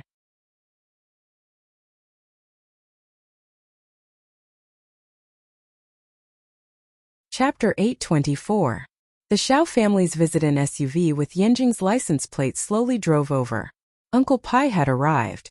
The two brothers of the Xiao family also got in the car and drove to the Kong family's villa with the MPV. Dad, the Xiao family is here. Should we go welcome them? Kong Guifeng had received a call from the Xiao family brothers and came to the study room of his father, Dr. Kong. Oh, they're here? Humph, looks like they can't wait any longer. Dr. Kong curled his lips and said with disdain, I heard that the Xiao family is just an empty shell now? Yes, according to my investigation, House Kong has sold all their properties in Yanjing and is preparing to invest in Songshan. Kong Guifeng nodded. Why Songshan and not Donghai? Dr. Kong asked. With the little money they have left, it won't be enough in a city like Donghai. There are too many rich people here. They won't be able to show off their Xiao family. Kong Guifeng's guess wasn't far off the mark. The Xiao family really did want to do that. Besides, with House Kong and Donghai and the hidden House Xiao, they wouldn't be able to show off their Xiao family at all. They chose Songshan so that they could use the Xiao family's influence to dominate the city. Dr. Kong nodded, go ahead, but don't make it too grand. With House Kang's current strength, we can only get on the Xiao family's good side. The Xiao family has been down lately, but isn't it the same for House Kong? Yeah, we've been losing a lot lately as well. Miracle Dr. Guan and Fatty Lai have set us up, Kong Guifeng said. Now we just have to see if Zhao Ming can get his hands on House Guan's recipe. And right, how's Zhao Ming doing? Dr. Kong asked. Zhao Qibing accidentally injured him during the demolition, but I heard that Kong Ming wanted to settle it himself and asked them to pay for it, Kong Guifeng said. As for his relationship with Guan Xian, it seems like there's no progress. Doesn't this brat always boast that he's a master at picking up girls? Why hasn't he succeeded after so long? Dr. Kong was a little anxious and then asked, by the way, is his injury serious? I'm not sure about that, but Kong Ming didn't say it himself. I guess he's fine. Kong Guifeng shook his head. It didn't take long for the Xiao family brothers to arrive with Uncle Pai. Dr. Kong didn't want to show up, but when he heard that Uncle Pai was here, he ran out of his room and apologized when he saw the Xiao family brothers and Uncle Pai. I'm so sorry, Elder Pai, Xiao Ji, Xiao Ben, I'm getting old and sleepy, so I fell asleep.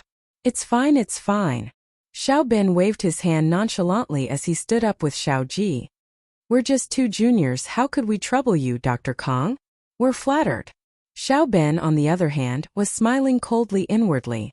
You old fox, if you hadn't heard that Uncle Pai was here, you'd probably still be hiding, wouldn't you? In fact, that was the case. Dr. Kong knew how powerful Uncle Pai was, and there was no way he wouldn't give him face. Perhaps House Kong would need Uncle Pai's help in the future. At the level of a noble house, the conflicts between them couldn't be solved with normal methods. Naturally, the noble houses had their own way of solving problems, and for people like Pengzhan and Sihua, there were many things that couldn't be solved through normal channels, let alone conflicts between noble houses. And so, the way the noble houses solved their conflicts was very simple. Whoever had the harder fist would have the upper hand, and Uncle Pai, as a mystic-class physical practitioner, naturally couldn't be underestimated. Of course. Dr. Kong was all smiles as he greeted Uncle Pai. Elder Pai's presence brings light to our humble house. Dr. Kang's name is quite well known as well. Uncle Pai looked at Dr. Kong, not even standing up from his chair. He only looked at Dr. Kong, speaking faintly. His expression didn't show any signs of his name being well known at all. Dr. Kong was a little embarrassed, but he didn't dare say anything. With a laugh, he returned to his seat and started chatting with the Xiao family brothers. Xiao Ji, what brings you to Donghai? Is there anything we can help you with? Haha, actually, Dr. Kong, as you know, ever since my father passed away, our Xiao family's business in Yanjing turned into a mess. My father did some stupid things before he passed away, and messed up the business. Xiao Ben didn't hide it, since House Kong knew about it as well. We sold off our business in Yanjing, and we're planning to go to Songshan and rebuild the Xiao family's business. That's true. Change the location, change the environment, and move closer to our House Kong. Dr. Kong nodded, smiling coldly in his heart. If it weren't for Uncle Pai, what would be left of the Xiao family? Yes, and secondly, I want to ask about the marriage between our families Xinyan and Zhaolong. Xiao Ben revealed the purpose of his visit. He was desperate for a local helper. The Xiao family may have the reputation of a noble house, and Uncle Pai was there. But they couldn't let Uncle Pai do everything, could they? In this way, with the Kong family's marriage alliance, many people in that place would give him face. I don't think there's a rush, right? Xinyan is only in her 3rd year of high school. Isn't it too early to talk about marriage? Dr. Kong said, of course, I'd be happy to make this marriage happen. But Xinyan is still too young, she's not of the legal age yet, right? Haha, Dr. Kong, you're joking. These rules are nothing in the eyes of a noble house, but even if they don't get married, they can still get engaged. At least we can get it done first, right? Xiao Ji also laughed and interrupted. Yes, that's true. Dr. Kong nodded. All right, I'll ask Xiaolong about this, and then we'll move the engagement forward. As for the engagement, Dr. Kong didn't really care. After all, an engagement wasn't marriage, and he could call it off at any time. As long as House Kong found a stronger backer, or if he had more power, he could get rid of the Xiao family. Xiao Ji and Xiao Ben felt the change in Dr. Kang's attitude, and understood that if it weren't for Uncle Pai, this marriage would be troublesome. After saying goodbye to Dr. Kong, Xiao Ji and Xiao Ben left House Kang's mansion dejectedly. It was like a tiger being bullied by a dog. But the news of the Xiao family's downfall couldn't be suppressed, and Dr. Kong would find out sooner or later.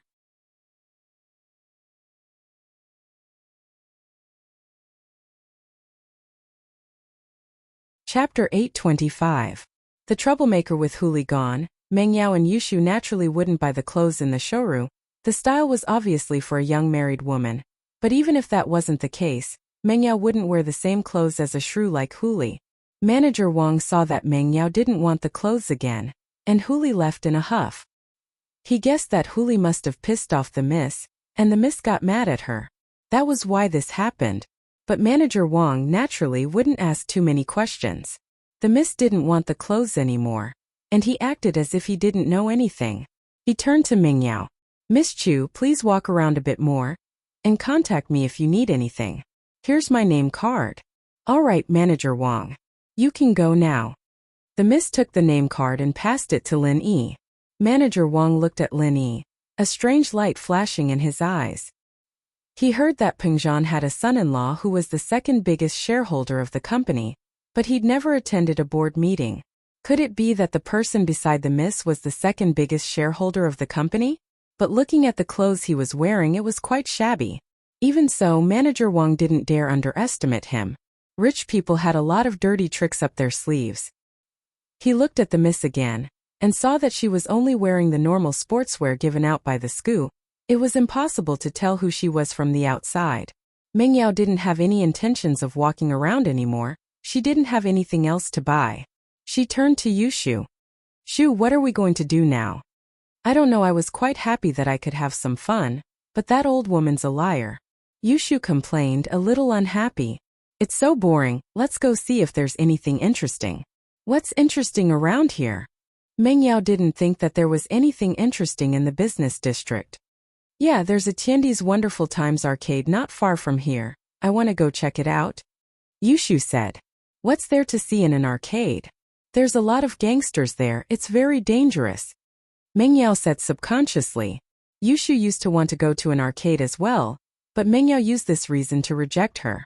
We have Shield Bro now, there's nothing to be afraid of now. Yushu said.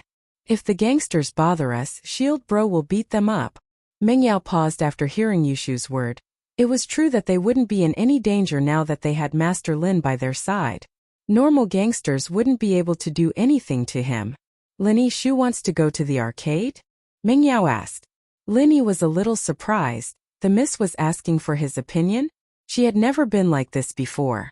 It seemed that after the incident at the hospital, the young lady had really changed a little. Lin said the 2111 the Lin Lin's Lin think. Lin Meng Yao wanted to see what an arcade looked like. Would people laugh at her if she told them she'd never been to an arcade before? Meng Yao actually wanted to see what the arcade looked like. She was a grown-up now, and she didn't know if people would laugh at her if she told them she'd never been to an arcade before. However, this was the life of the Miss and Shu before they met Lin Yi. It looked glamorous, but it was boring. The three left Pingzhan Commercial Building. Lin Yi drove to a large entertainment center according to Yushu's directions. There were video games, billiards, and internet cafes. There were a lot of young people here, and one could tell from the frequency of people coming in and out that this place was very popular. The first floor of the entertainment center was half an arcade, and the other half a billiards hall. Meng Yao and Yushu had never been here before. They'd only seen it on TV before. Linny, can you go buy some tokens? Meng Yao knew that tokens were used here, so she asked Linny. Linny nodded and walked to the bar. Meng Yao and Yushu, on the other hand, started walking around the arcade, wanting to see if there were any interesting games to play. Pretty girl, wanna play together? Meng Yao and Yushu had just walked into the arcade when a few delinquents at the entrance stared at them. Someone came up to them after they were alone. It was a red-haired young man. Meng Yao and Yushu were always the center of attention no matter where they went. Although they were only wearing normal sportswear today, they looked more like students, making the delinquents think that they didn't have any powerful background. Meng Yao looked at the red-haired young man coldly and ignored him. Yushu, on the other hand, was curious. Hey, why is your hair red? Did you look like this when you were young? Hey, you want to know? I don't mind taking you to a place with no one around so you can study it. The red-haired young man said excitedly when he saw the big-breasted Yushu talking to him. I don't really want to know. Yushu shook her head. I just think it's ugly like a turkey. The red-haired young man wasn't happy when he heard Yushu's words. What do you mean, girl? It's fine if you don't want to play, but you don't have to curse at me, do you? Meng Yao was a little annoyed. This Yushu was a troublemaker, causing trouble the moment she came. She shouldn't have come if she knew this would happen. If it weren't for Lin Yi, the two of them would have been in trouble. In fact, Yushu wasn't stupid. If it weren't for Lin Yi, she wouldn't have caused trouble. The red-haired young man's words attracted a few delinquents, and they surrounded Meng Yao and Yushu.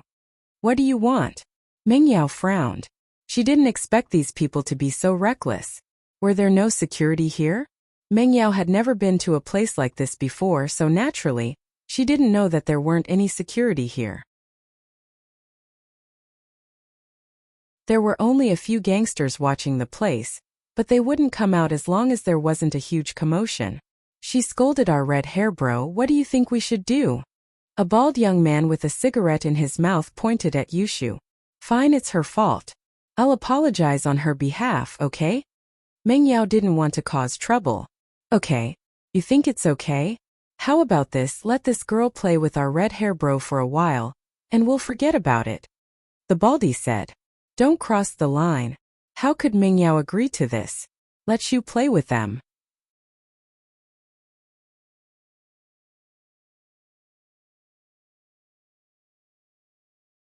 Chapter 826. Leaving just like that? Wah! Meng Yao's eyes went wide.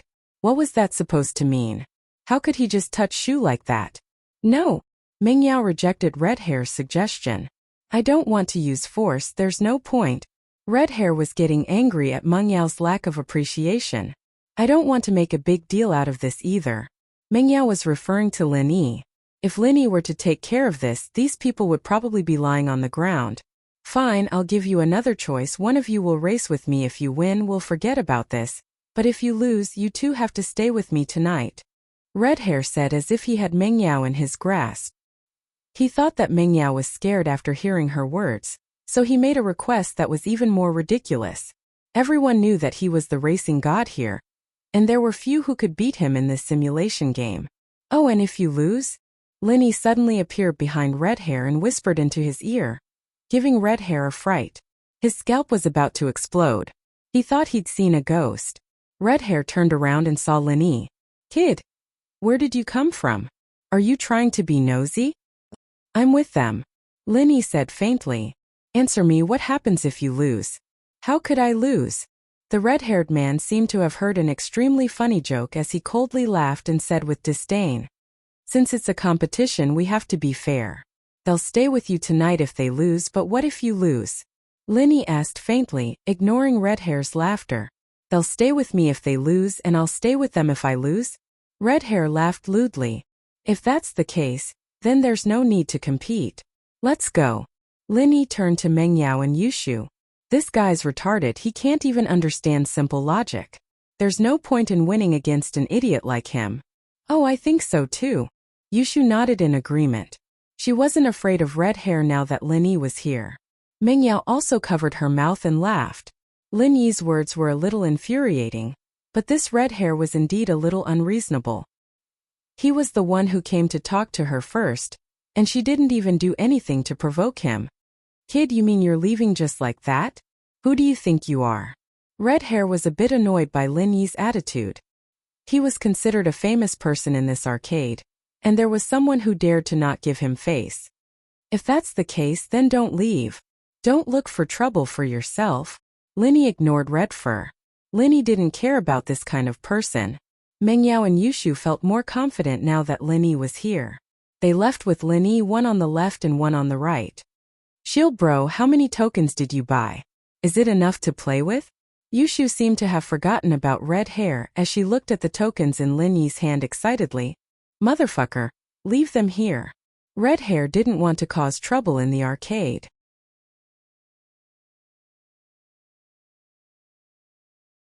After all, the boss here had a lot of background, but Lin Yi and the others were so arrogant. If Red Hair didn't do something, he'd lose all his face today. Red Hair said as he reached out to grab Yushu.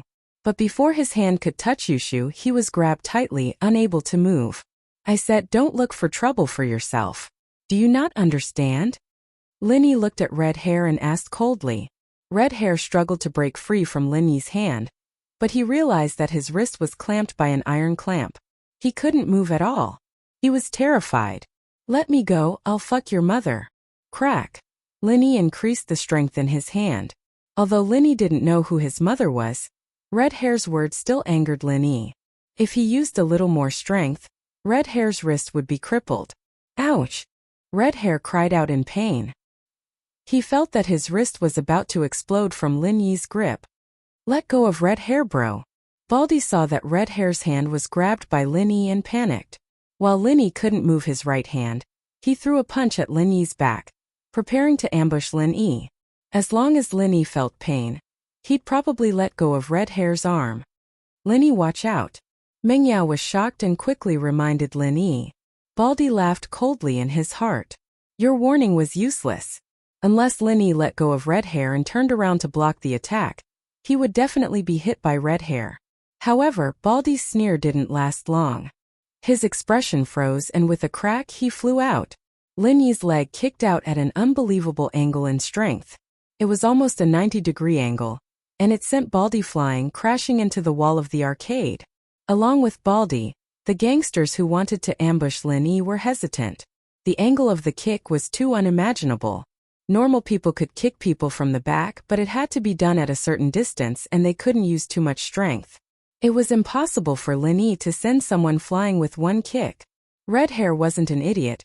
He knew that Lin Yi wasn't easy to get along with just one move from Lin Yi. He knew that he'd met a tough opponent this time, and his tone wasn't as tough as before. Bro, where are you from? Who's your boss? You might even know him. My boss is standing right there. Lin Yi pointed at Meng Yao and Yushu with his other hand, and Yushu even raised her hand to greet Red Hair. Fuck, are you messing with me? Red Hair subconsciously thought that Lin Yi was messing with him. What kind of boss had two girls? Wasn't this bullshit? Red Hair was furious. I don't care who you work for, do you know who's in charge of this place? This is Zhou Ruoguang bro's place and you're messing around here? Are you tired of living? Zhou Ruoguang. Lin Yi paused. No wonder the sign Tiandi's Wonderful Entertainment Center sounded familiar. It was Zhou Tiandi's business. Red Hair's underlings had gone to get Zhou Ruoguang as well. The situation here was out of their control.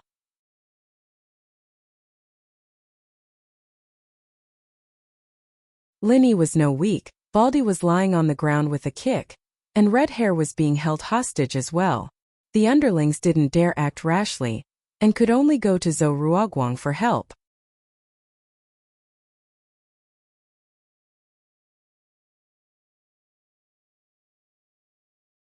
Chapter 827. Did I say something wrong? What's going on? Zhou Ruoguang looked at Baldy impatiently. Guang bro, someone's messing around in the arcade and caught Red Hair bro. Can you go take a look? Baldy said carefully. Master June. I'm sorry, I have to go take a look. Zhou Ruoguang heard that someone was messing around in the arcade and even caught Red Hair. He couldn't just ignore it. Although Redhead wasn't his subordinate, Redhead was still one of the pillars of his game hall. He was an expert in simulation racing. Many people would come to challenge Redhead, which brought great benefits to the popularity of the game hall. Oh, let's go take a look then.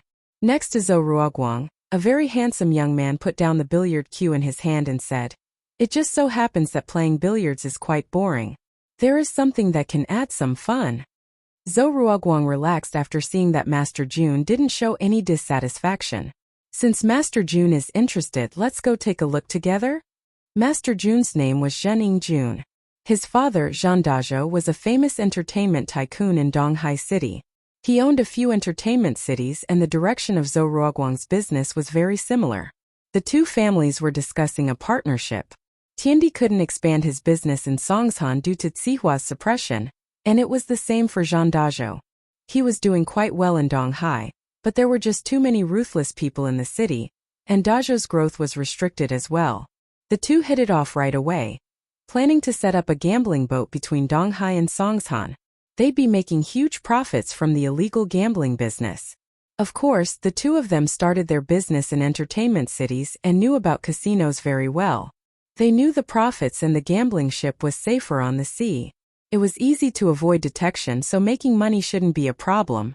However, Zhang Dazhou was obviously more powerful than Zhou Ruoguang. This time Zhang Dazhou was the leader of the gambling ship, and Zhou Tiandi was the assistant. It was impossible for Zhou Tiandi to build a luxurious gambling ship with his current wealth. Thus, Zhou Tiandi only owned a small part of the shares while Zhang Dazhou owned the majority. As a result, whenever Zhou Ruoguang and Zhening Jun were together, Zhou Ruoguang treated Zhening Jun as his leader and called him Master Jun Zhou Ruoguang, and Zhening Jun followed the baldy out of the billiards hall and came to the game hall next door. A few gangster-like people followed behind Zhou Ruoguang. They were all his underlings. Zhou Ruoguang couldn't handle it himself when someone was causing trouble in his place. He didn't have the guts to do so either. He only gave a few orders and left the rest to his underlings. Today, Zhou Ruoguang wanted Zhening Jun to see his powerful side. He yelled as soon as he entered the game hall, "Who dares to cause trouble in my, Zhou Ruoguang's place? Are you tired of living?" Linny didn't expect Zhou Ruoguang to come so quickly, but since he came, it saved Linny a lot of trouble. He grabbed Red Hair's arm and looked up at Zhou Ruoguang. "It's him. I caught him for you." Gee. Zhou Ruoguang heard Lin Yi's voice and paused for a moment. He then looked at Lin Yi and realized that the person causing trouble in the place was Lin Yi. Zhou Ruoguang complained in his heart. This Red Hair was really blind.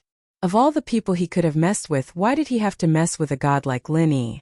Did he have nothing better to do? "Guang bro, save me." Red Hair saw Zhou Ruoguang and thought that his savior was here. He immediately called for help. Zhou Ruoguang was instantly annoyed. "What are you shouting for? I can't wait to draw a line between us and you want me to save you? Do you think I'm stupid?" However, Zhou Ruoguang reacted quickly.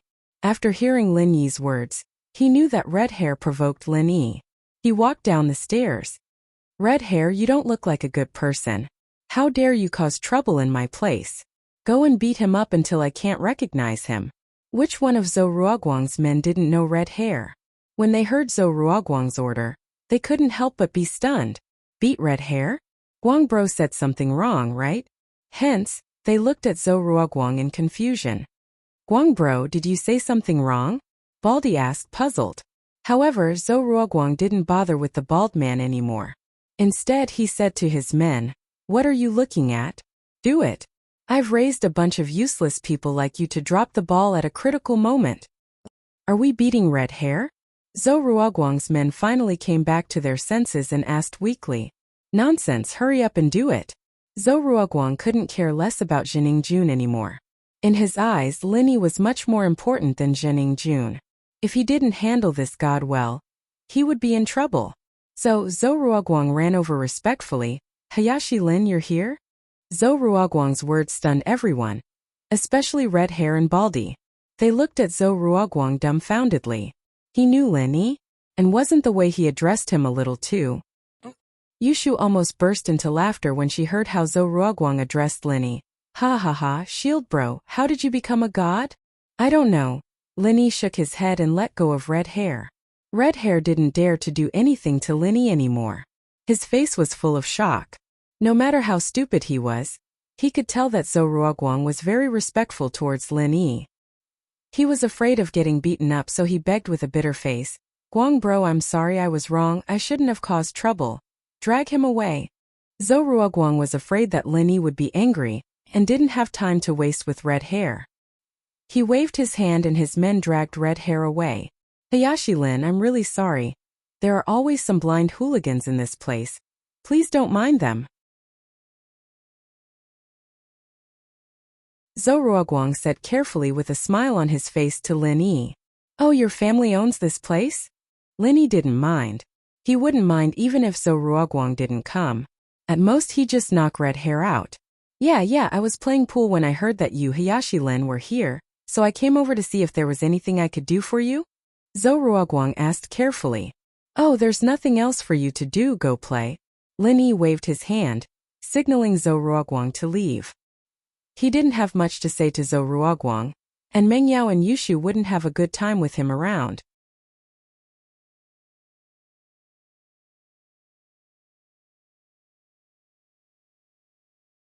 Chapter 828. Young Master Jun's Thoughts.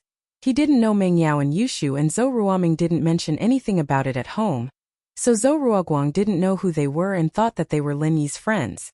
However, he didn't think much about it and only thought that they were just normal friends with Lin Yi. Since Lin Yi didn't talk to them intimately and Lin Yi already had a girlfriend, Zhou Ruoguang wasn't as respectful to them as he was to Tang Yun. He only greeted Lin Yi and left. "Zhou bro, you know that guy? What's his background? Why are you so respectful to him?" Zheningjuan's eyes stayed on Meng Yao and Yushu as he asked jealously towards Lin Yi. With his years of experience in picking up girls, he knew that these two girls were the best. One was pure and beautiful while the other was petite and cute. Although they were only wearing normal sportswear, it couldn't hide their beauty. Zhou Ruoguang was slightly older than Zheningjun, so Zheningjun called him Zhou bro. "He's Lin Yi. He's very good at martial arts and not easy to mess with." Zhou Ruoguang felt that his words made him look weak, but he couldn't be strong in front of Lin Yi. "Good at martial arts? What's the use of that?" Zheningjun said in disdain. "No matter how good he is, he can't fight against many people. You don't need to give him face." "Many people?" Zhou Ruoguang smiled bitterly. "Let's put it this way, even our golden class master, Uncle Yan, was injured by him. He's aggressive and doesn't have a future." Zheningjun was still disdainful. "Even if he can defeat golden class masters, can he beat guns? That's impossible." Zheningjuan's family was also involved in the underworld, and it wasn't a small one. They were much bigger than Zhou Tiandi and they had a lot of illegal guns in their hands. To him, martial arts were all useless. In front of guns and cannons, it was nothing. Zhou Ruoguang shrugged. Since Zheningjun didn't believe him, he couldn't say anything else. After all, the two families were only in a cooperative relationship and House Zhen was the leader. It wouldn't make sense if he said too much. "Those two girls aren't bad, are they his women?" Zheningjun asked eagerly. "That doesn't seem to be the case." Zhou Ruoguang shook his head. "Lin Yi has a girlfriend. I've seen her before." "Oh, so they're just friends." Zheningjun nodded. "I like these two girls. Master Jun, it's fine if you use normal methods but don't use force. I'm afraid that Lin Yi will interfere." Zhou Ruoguang had to remind Zheningjun. "I know I, Zheningjun, have picked up countless girls. It's just two little girls, isn't it a piece of cake?" Zheningjun didn't take Zhou Ruoguang's words seriously at all. In fact, he didn't take Lin Yi seriously at all. Meng Yao and Yushu played video games for a while and found it boring. It was either racing or shooting. There was no fun at all. It wasn't even as fun as the video game at home. "Yao sis, how's it going? How many levels have you passed?" Yushu used up the last token in her hand before standing up, a little dispirited. "This game really sucks, it's just one person fighting and fighting. I don't know what's the point of it." "I don't know. I don't think I've passed a single level." Meng Yao wasn't a good gamer. She was playing a horizontal board game. She played for a long time and was still at the first level. She used up quite a lot of her tokens. Lin Yi found it quite funny as he watched from the sidelines. This arcade was just trying to trick newbies like them out of their money after all. Most people only needed one coin to cycle through, and they wouldn't even be able to afford the electricity bill, let alone make money. It's boring. Let's go to another arcade. Yushu stood up and gave up on playing. Okay. Mengyao came here with the thought of widening her horizons and gaining more experience. It didn't matter if the game was fun or not. Linny didn't play and only followed behind Mengyao and Yushu. Although Linny hadn't played many games before, most of them tested a person's reflexes. It wasn't a difficult task for Linny. There are many people over there. Let's go check it out. Yushu noticed that one corner of the arcade was unusually crowded, with some people cheering and crying out in frustration from time to time. Linny, Mengyao, and Yushu walked over and saw that it was a few gambling machines. There were many different types of machines, but all of them were related to gambling. This kind of thing was illegal, but the profits were huge. This was the main source of income for many arcades. It wasn't strange for Zhou Ruoguang to go against the law. There were people who won money here, but most of them lost more than they won. Only a small number of people won a small amount. Most people were dejected. Big sis, yeah, this seems to be fun. Let's go try it. Yushu felt that this was much more fun than those monster killing games. Shoo, this looks like gambling. You can't go. Mengyao, on the other hand, understood the nature of the machine. It's just for fun. It's not like I'll get addicted to it. Yushu was curious. Let her try it. Linny wasn't worried about Mengyao and Yushu's self-control. The two girls didn't have any bad habits, and they weren't addicted to anything. Linny felt that Yushu was only interested in it for a while. She'd get bored after a few times. After all, they didn't lack money and they didn't love it. It was hard for them to enjoy the excitement of winning and losing money. Oh, Shield Bro said it's okay. Yushu looked at Mengyao with puppy eyes. Then I'll take these last few tokens. You can't play anymore if you lose them. Mengyao hesitated before passing the remaining tokens to Yushu. Yushu took the tokens and happily went to play with the machines. Winning with just a few tokens wasn't realistic, and it was just as Linny had predicted.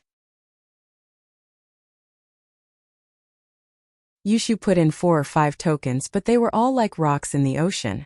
She only had 1 token left. Ah, that's it. Yushu looked at the last token in her hand, unhappy. At least let me win once, right?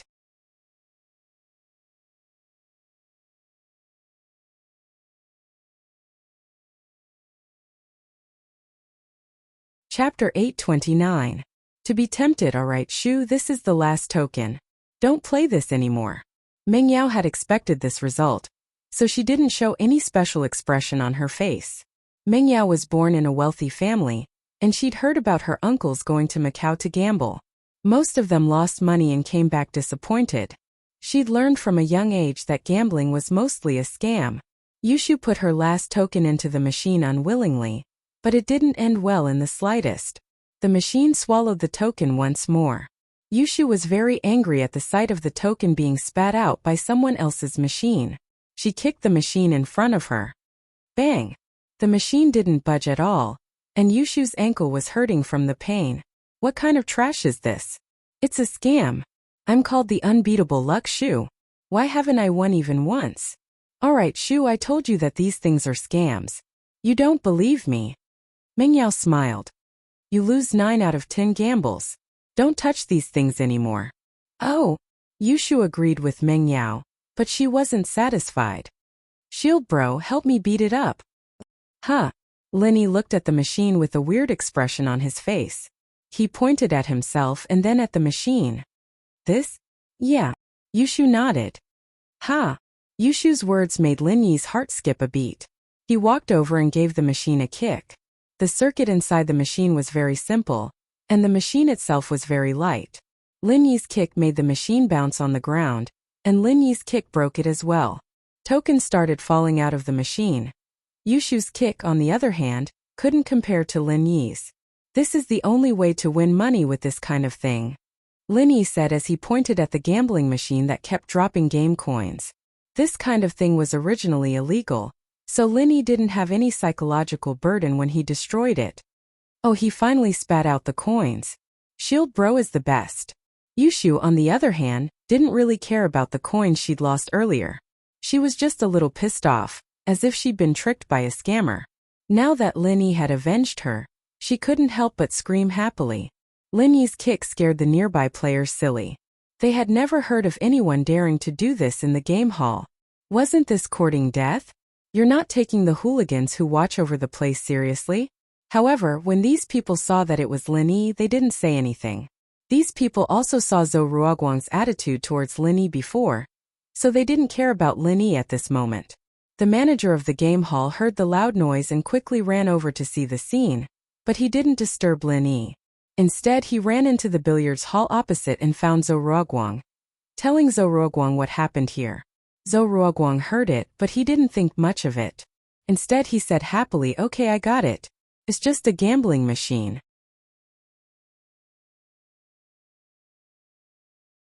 It's good that we didn't destroy the entire entertainment city. The game hall manager heard Zhou Ruoguang's words and quickly nodded and ran back. In his heart, he was glad that he didn't interfere. It seemed that Zhou Ruoguang didn't plan to stop Lin Yi at all. As for the game coins on the ground, Yushu didn't care much. She just felt that it was good to vent her anger.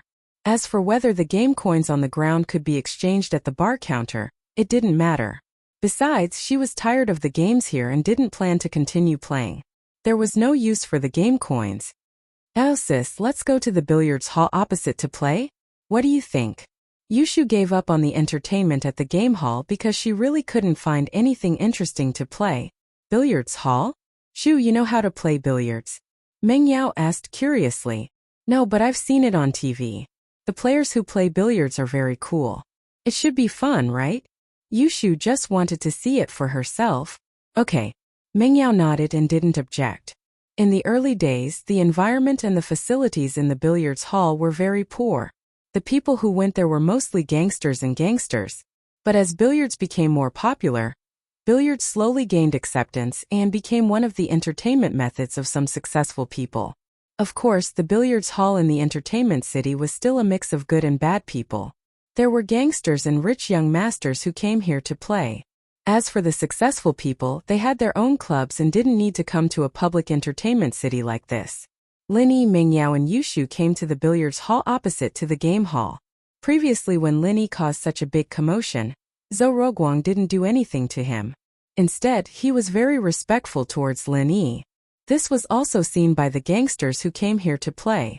So those who had bad thoughts towards Meng Yao and Yushu could only put away their thoughts. No one dared to provoke Meng Yao and Yushu in case of unnecessary trouble.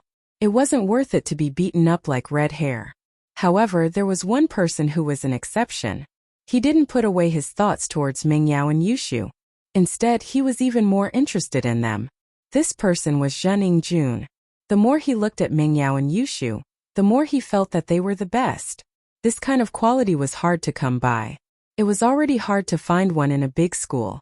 Now that he met two at the same time, Zhening Jun felt extremely lucky. He felt that God was taking care of him and gave him two beautiful girls at once. Moreover, with Zhening Jun's sharp eyes, he noticed that Meng Yao and Yushu were probably still virgins and hadn't been touched by a man. Girls like them were the best of the best. Zhening Jun felt that if he didn't do something to them, he would be letting God down. Zhou Ruoguang also noticed Zhening Jun's infatuated gaze and frowned. To be honest, he didn't want to offend Lin Yi. He knew that Lin Yi was someone he couldn't afford to offend, and this Zhening Jun was someone he couldn't offend either. He heard that House Shen was very powerful in the Donghai region and had a famous gang with firearms. Everyone in the gang had a gun. They were real gangsters, and a gangster like Zhou Ruoguang couldn't be compared to them.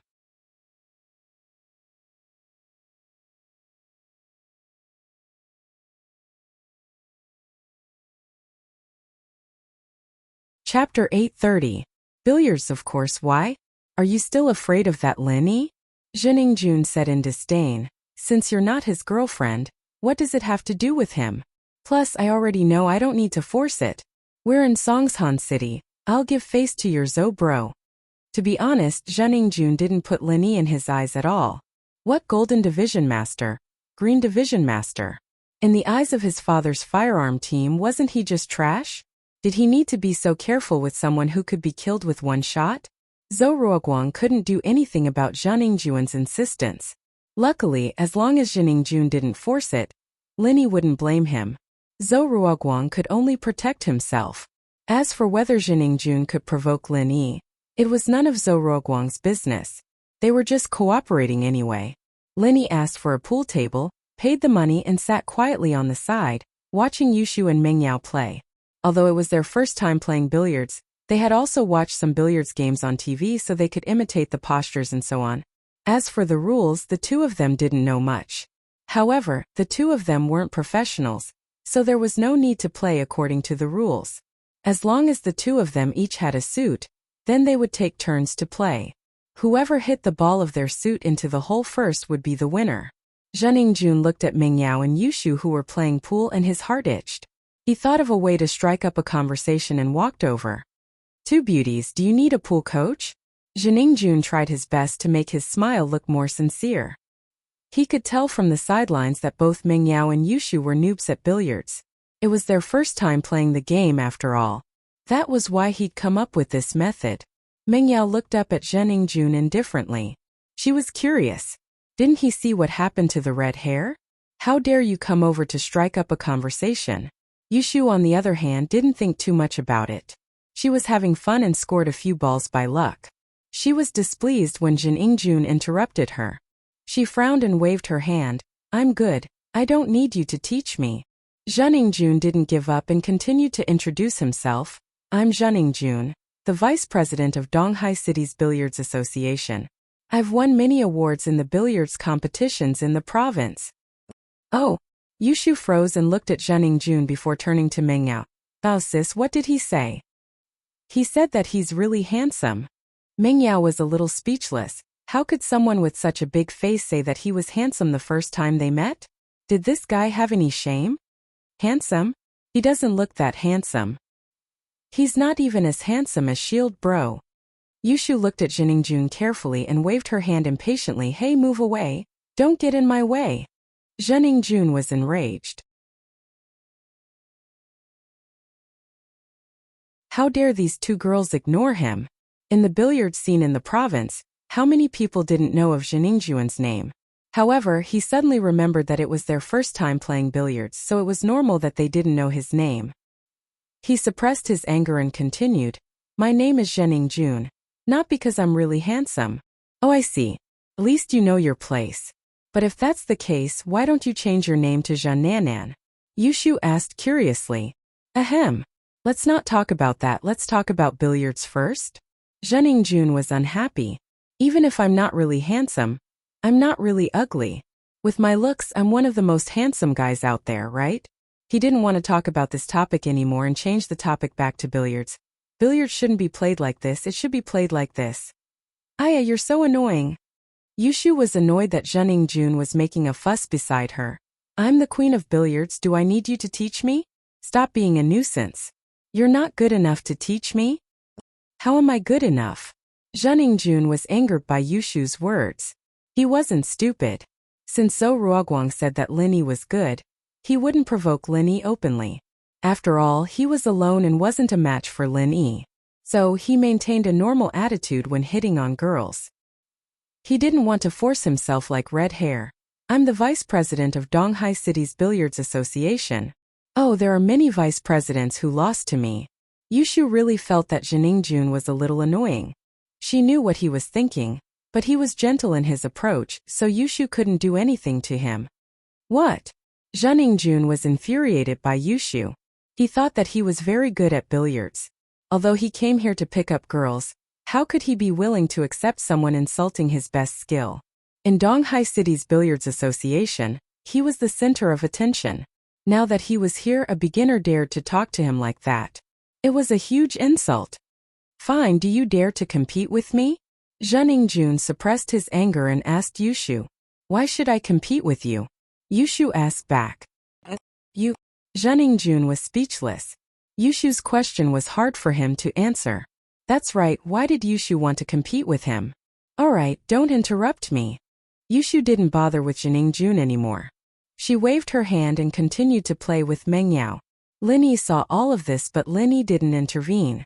Although Jiningjun showed his bad intentions towards Yushu and Meng Yao, he didn't do anything over the line. So Lin Yi didn't have to step in.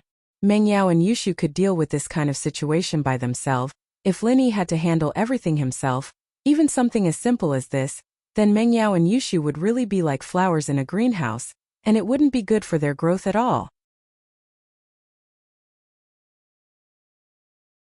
He had to leave eventually. He couldn't protect them forever, could he? Although Lin Yi had the urge to protect these two beauties for the rest of their lives, Lin Yi knew the difference between ideals and reality. Let's not talk about whether Tang Yun would agree or not. Even if Tang Yun agreed, he couldn't let her live with Miss and Yushu, right? Then he could bring the old man over? Live happily together as a family? Live a carefree life from now on.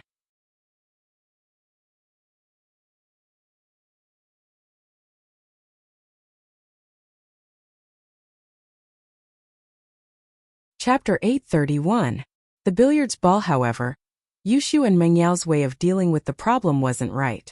Angering the enemy wasn't the way to solve the problem. Was it because he was with Yushu that he was fearless? Lin Yi always thought that Yushu wasn't an idiot. Instead, she was very smart. Yushu might have angered Jiningjun because he was with her. 10,000 yuan for a match. Do you dare?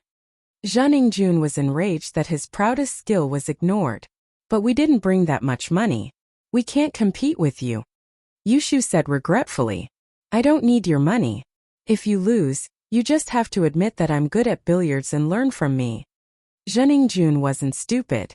He didn't say something stupid like sleeping with him if they lost. He thought that he had to do it step by step.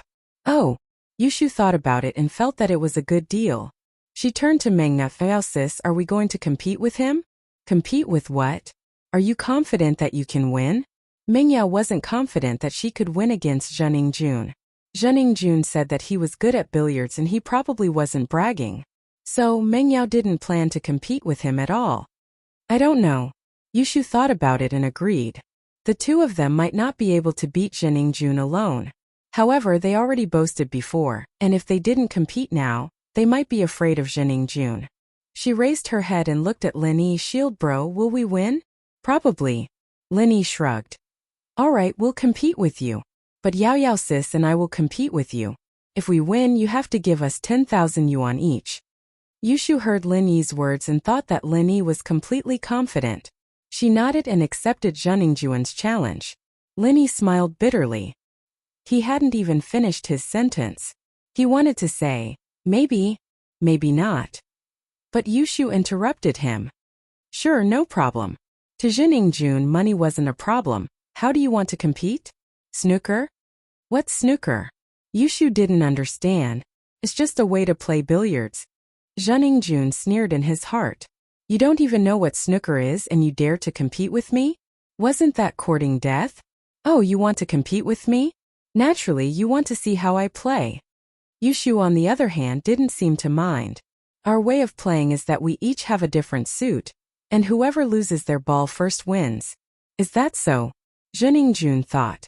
This was similar to billiards, but there were no rules of adding or subtracting points. But it didn't matter.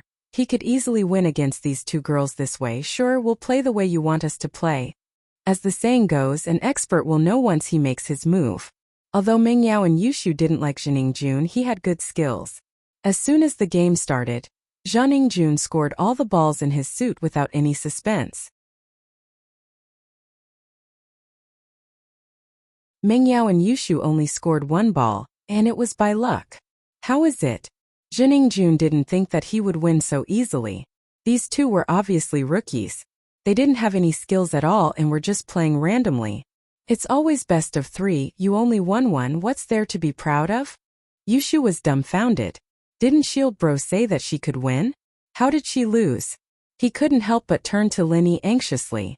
Sure, best of three then. Jiningjun didn't mind. With Meng Yao and Yushu's skills, they would definitely lose even if they played 100 rounds. He didn't care if he won 1 or 2 rounds. He felt that he had the victory in his hands and he wanted these two girls to accept their defeat wholeheartedly. For the next round, I will play 1 round and you two can play 1 round each. As long as the two of you hit your suit into the bag, it'll be your victory. After winning 1 round, Zhenningjun knew Meng Yao and Yushu's true skills, so he didn't mind bragging. Okay, Yushu didn't have much confidence this time. She hoped that Linny could help her turn the tables, but Linny didn't appear in the end, so she lost without a doubt. Linny had no choice but to walk over and place his hands on the table. What are you doing? Zhenningjun didn't think that Linny would suddenly intervene. He had always been a gentleman and didn't use force, so why did Linny want to interfere? Nothing, I'm just here to watch, Linny said indifferently. What? Can't I watch you guys play? I want to see if you cheated. Sure. Go ahead, watch as you like. Zhenningjun heard that Linny only wanted to watch and Linny said that he wanted to see if he cheated. So Zhenningjun ignored Linny. What could he see? Moreover, if he chased him away it would look like he cheated. Before, Zhenningjun thought that Linny wanted to replace Meng Yao or Yushu. And he wouldn't agree because he didn't know how good Linny was. Who knew if he was a master of pool or not? How could he let Linny ruin the beauty he was about to get? However, Linny didn't want to interfere and Zhenningjun didn't care anymore. He said to Meng Yao and Yushu, you guys can start first, I'll give you 3 shots. Normally, a master of pool could hit a ball into the pocket at the start, but Meng Yao and Yushu obviously couldn't as they didn't have the skills yet. So they couldn't gain any advantage at the start. However, Zhenningjun already said that he would give Meng Yao and Yushu 3 shots. That way, each of them would get 3 shots and it would be 6 shots. It was a lot and it showed how arrogant Zhenningjun was. Bang! Yushu kicked the ball off, sending it flying all over the table, but not a single ball went into the pocket. Then it was Meng Yao's turn. She also aimed at a ball of her own color and hit it, but due to the problem of accuracy and strength, the distance between the ball and the pocket was very far away. It was Yushu's turn next, but Yushu's light shot didn't make the ball go into the hole, but it did make the ball bounce around on the table like it was alive.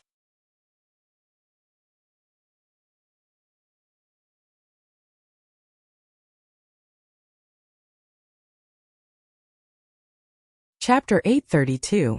Once I do, you're done. However, although Zhenningjun, Meng Yao, and Yushu were confused, the cue ball that Yushu's cue ball hit didn't show any signs of stopping. It was as if it had a motor installed on it as it continued to spin on the table. Although the ball didn't go into the hole, it knocked the other balls into the hole. Some of them were Yushu's and some were Zhenningjun's. Yushu and Zhenningjun didn't know what was going on. Zhenningjun had played billiards for so many years, and he had never seen something like this. How was this a billiards ball? It was a bouncy ball. No matter how strong the player was, it was impossible to achieve such an effect, wasn't it? Meng Yao, too, was a little surprised as she looked at the disobedient ball on the table. She then looked up at Yushu, noticing the excitement on Yushu's face as well. Meng Yao understood that this wasn't Shu's doing at all. They'd been sisters for years, and Meng Yao could tell what Yushu was thinking just by looking at their expressions. She couldn't see through them completely, but she could at least tell what they were thinking on the surface. She turned back to Lin Yi and saw Lin Yi's bitter smile. Meng Yao was slightly taken aback and her heart skipped a beat. Could it be Lin Yi's doing? Shu had been playing for so long and she didn't manage to hit a bouncy ball like this. Did Lin Yi do it as soon as he came? Meng Yao's face fell into deep thought at the thought of this. Meng Yao was right, it was Lin Yi's doing. Lin Yi didn't have much confidence in helping Meng Yao and Yushu win. He was just experimenting. The first thing that came to Lin Yi's mind was the strange pure qi in his body, the energy that Jiao Lao mentioned. Since this energy was omnipotent, could it be transferred to the pool ball? According to the law of conservation of energy, energy couldn't be created out of thin air, nor would it disappear out of thin air. It could only be changed from one form to another or transferred from one object to another. In the process of transformation or transfer, the total amount of energy remained the same. In other words, the energy in Lin Yi's body could be converted into the energy needed by the pool ball. Of course, the energy in Lin Yi's body wouldn't be created out of thin air. No master's pure qi would be created out of thin air. Their vital energy came from the natural world's spiritual qi, and the mantra they cultivated was a method to convert the spiritual qi into their own vital energy. They completed the process of converting the energy in nature into energy in their body. Lin Yi's energy, on the other hand, came entirely from the jade space. Lin Yi converted the energy in the jade space into his own energy. And so, after Yushu had moved the ball, Linny decided to try and see if his energy could be used on the ball. With both hands on the table, he started channeling the art of dragon mastery, and as if it had been injected with chicken blood, the ball suddenly exploded with a small universe of energy. It worked. However, it was Linny's first time doing this, and he didn't control the amount of energy he sent out. In just an instant, the amount of energy was over. How much energy could a small pool ball use up? Just a little bit was enough. If Linny used too much, the pool ball would move endlessly. However, although the experiment was a failure, Linny had proven that it was possible. What was even more surprising was that his energy would only be used on objects that were currently consuming energy. The other stationary billiard balls and billiard tables on the billiard table would not absorb energy. The other pool balls that were moved by the elastic ball didn't absorb any energy because Linny stopped the chant a long time ago. Therefore, the energy was only used on this pool ball. Oh my god, I'm so awesome! I can even hit this kind of ball. I'm such a genius! Yushu exclaimed after the shock, I'm a genius Shu. I'm so good at everything. Impossible! How is this possible? This doesn't make sense. Is there something wrong with the ball? Jiningjun didn't believe that Yushu could hit the ball like this. Even professional pool players wouldn't be able to hit an elastic ball like this. It was unbelievable. You haven't seen it before, but that doesn't mean it's impossible. Yushu looked at Jiningjun in disdain. I already said that it's easy for me to defeat you. I let you win the last round, but this time you're dead. If you're not convinced, you can hit a ball like this for everyone to see. Yushu's amazing ball attracted most of the players in the billiard room. They had never seen such a powerful ball before. It bounced back and forth on the table for more than a minute and showed no signs of stopping. As everyone exclaimed in shock, they also felt that it was unbelievable. The person who could hit such a ball was definitely a master among masters. Jiningjun's face turned green from anger, but he couldn't refute her because he really couldn't hit such a ball. Jiningjun curled his lips and said unhappily, it's just luck. Why don't you hit another one for me? Why should I hit another one? If I hit a ball like this, all the balls that belong to you will be in your pocket. Am I not helping you? Yushu wasn't sure if she could hit another ball like this. She seemed confident, but she was just making things up. She was also guessing if Shield Bro was helping her, so she wouldn't be too sure. If I hit another one, I'll win and you have to admit defeat. That's more like it. Although Jiningjun didn't believe that Yushu could hit another ball like this, he didn't dare to make a promise. What if Yushu hit another one? Wouldn't he have to admit defeat then? Seeing everyone watching, Zhou Ruoguang also wanted to go over and see what was going on, but he backed off after one look. Holy shit, you can play billiards like this? He had been running this entertainment center for many years and was a master of billiards, but he had never seen a ball like this. This wasn't billiards at all, it was a miracle. This could only happen if Hayashi Lin was here. He and his father had been living under Lin Yi's shadow and thought that Lin Yi was omnipotent. Therefore, Zhou Ruoguang felt that it was normal for something like this to happen.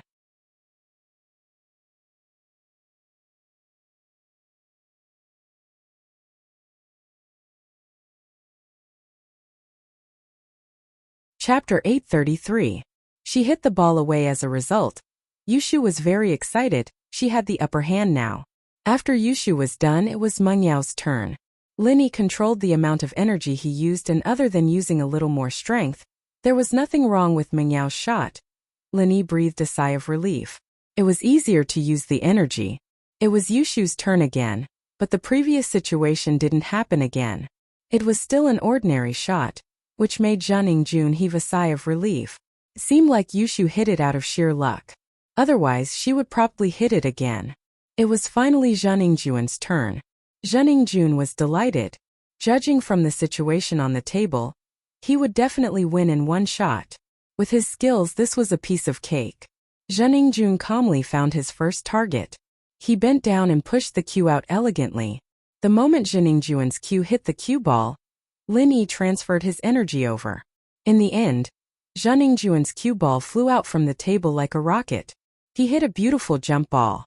Before the crowd could react, The cue ball smashed into the face of a bystander. Blood gushed out from his nose and 2 of his front teeth fell out. The man groaned in pain and widened his eyes as he pointed at Jun. "You motherfucker, don't you have eyes? Where are you hitting? You even knocked my front teeth loose." I'm sorry. Although Jun was usually arrogant, he knew that he was in Songshan and it wasn't his territory Donghai. It wasn't wise to cause trouble here. Moreover, he was hitting on girls in a civilized manner and he couldn't be too violent. He took out his wallet apologetically and took out 3,000 yuan to give to the man. "This is your medical fee. Consider it my compensation to you." The man was also jobless. He didn't have a job and his eyes lit up when he saw the 3,000 yuan. He took Juan's money and stopped complaining. He covered his mouth and stood on the side. Jun didn't have time to waste with these people. His main goal was to defeat Yushu and Meng Yao and prove that he could teach them.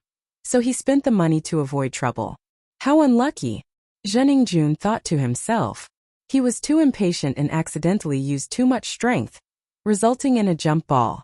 However, this jump ball wasn't something an ordinary person could hit. He had accidentally hit one and it was still very awesome. It seemed like he was too careless and didn't control his strength properly, causing this situation. He had to be more serious next time. Alright, it's my turn. Yushu waited for Jun to make a fool out of himself before putting another cue ball on the table, ready to start. Yushu aimed at a ball and hit it. One had to admit, however, that Yushu's angle was pretty good. The cue ball bumped into one of Yushu's balls and pushed it out. It looked like it was about to enter a pocket, but it didn't have enough strength. The ball lost its momentum when it reached the edge of the pocket. Go, go, go. Yushu panicked. The ball was moving slower and slower and was about to stop at the edge of the pocket. Linny smiled and injected some energy into the ball. Then, the ball that was about to stop suddenly shot into the pocket as if it was stimulated. Jun was proud and was ready to teach Yushu about the strength needed to hit the ball. Looking at the ball in front of him, it would fall into the pocket if she used a little more strength. However, Yushu's strength wasn't good enough, which caused the current situation. However, Jun didn't expect Yushu's ball to suddenly run into the pocket before it stopped. What was going on? Did someone do something to it? But that couldn't be. There were so many people gathered around the table, and if Yushu were to do something, the others would have noticed it. Even if the others couldn't, he'd been staring at the ball the whole time. How could he not notice? Wahahaha. Yushu danced happily when she saw the ball fall into the pocket. I told you I'm the goddess of pool shoe.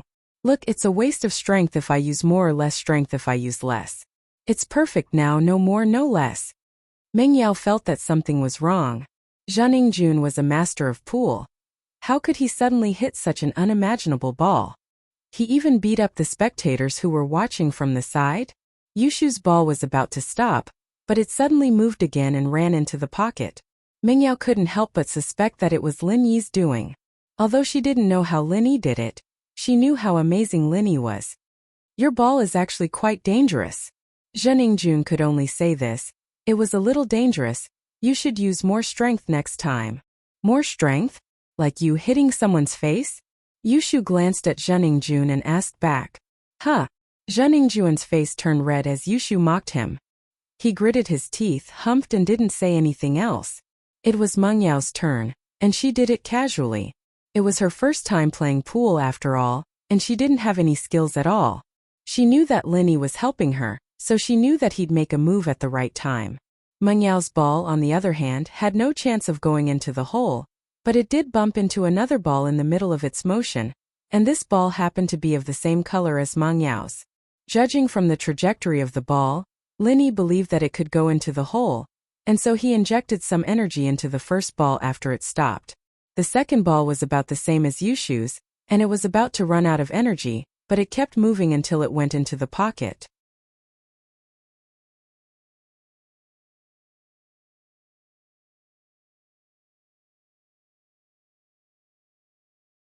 Chapter 834.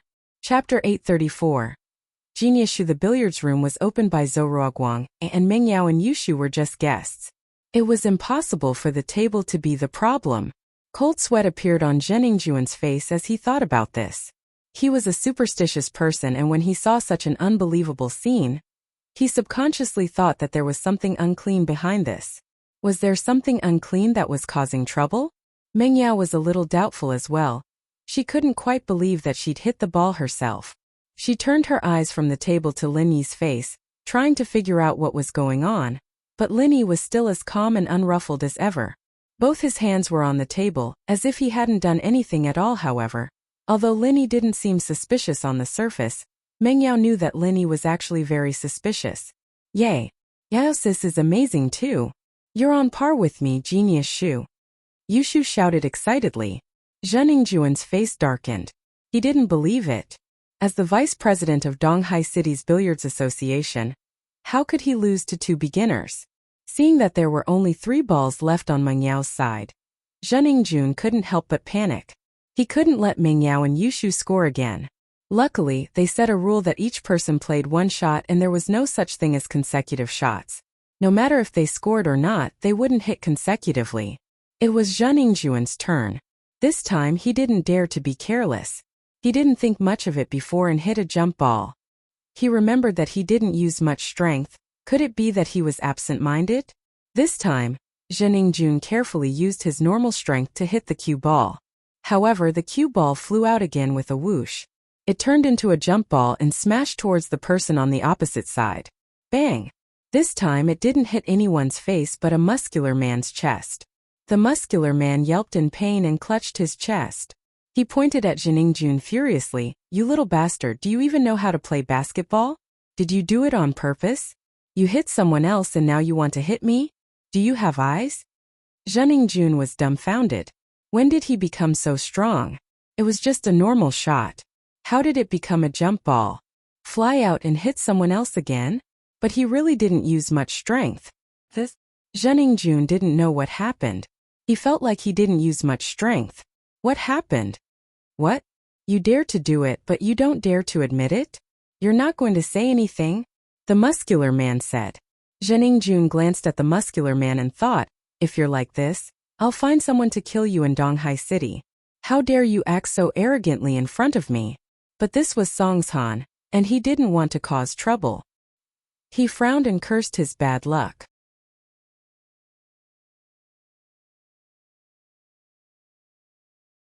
He took out his wallet and counted out another 3,000 kwai. Handing it to the muscular man, I'm sorry, I didn't do it on purpose, this is the medical fee. That's more like it. The muscular man wanted money as well. He was thick-skinned and his injuries were much lighter than the guy who got hit in the face. There were only some bruises and it wasn't a problem at all.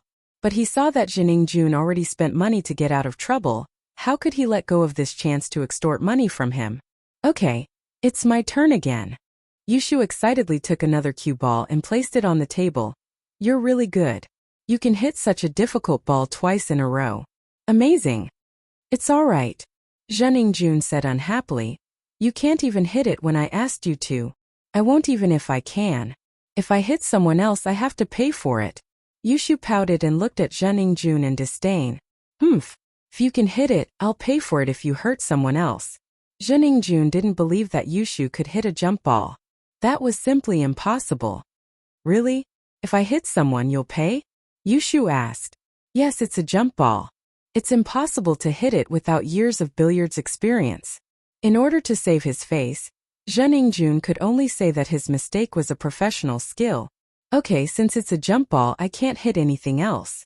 If I hit a jump ball, you have to pay for it. Yushu said, how about it? Sure. No problem, as long as you hit a jump ball, I'll pay for it. Zheningjun didn't believe that Yushu could hit a jump ball at all. But what if you can't hit it? Then, I'll take out one of my balls. Yushu thought about it and said. She wasn't afraid that she couldn't hit a jump ball because she didn't believe that Zheningjun hit the 2 jump balls himself. To her, it must be Shield Bro's doing. If he could hit it, she could do it too. So, she didn't mind making a bet with Zheningjun. Okay, it's a deal. Go ahead. Zheningjun was pleased with himself. You can't hit a jump ball even if you die of exhaustion. I'm a kind person and I can't bear to hit an innocent person. How about this? I aim at you. Yushu aimed the cue ball at Zheng Ningjuan's direction. Humph, whatever you want. It's better if you hit me, you don't have to pay for it. Zheng Ningjun said indifferently. How could he believe that Yushu could hit him? Unless she threw it with her hands, it was impossible to hit it with a cue stick. Yushu didn't say anything else and aimed at Zheng Ningjun. She hit the cue ball. With a whoosh, the cue ball flew up again and smashed towards Zheng Ningjuan's face. Zheng Ningjun didn't expect Yushu to hit a jump ball, so he didn't dodge. When he realized something was wrong, it was already too late. The cue ball hit his head with a loud bang, smashing a door on his head. He was so dizzy that he almost fell down. Ah! Zheng Ningjun screamed, impossible! Impossible! This isn't real. You can't hit a jump ball.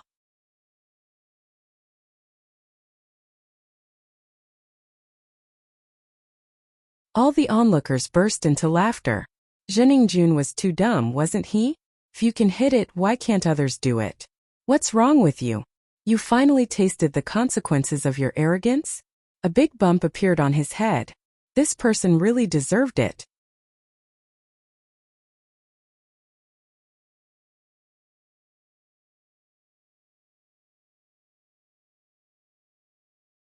Chapter 835. Young Master Jun regret. Oh, I hit it. I won, right? Alright, I've scored a goal. Yushu didn't think that she'd actually be able to hit a jump ball, either. She was just giving it a try. Whether she succeeded or not depended on Shield Bro's strength. But now it seemed like Shield Bro was really good. With that, Yushu picked up a pool ball of her own design and tossed it into the bag. Zheng Ningjun took a deep breath. He wasn't willing to give up, but he couldn't do anything about it.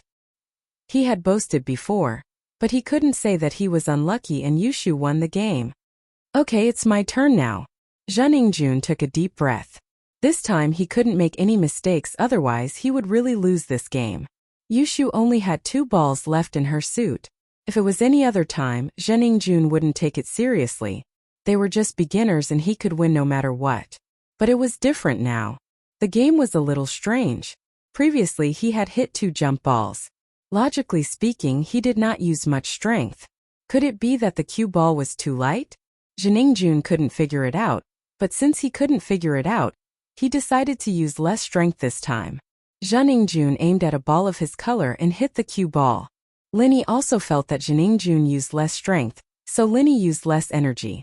This time, Zheng Ningjuan's cue ball didn't fly out of the table, but it still skipped over his target ball and flew into the pocket.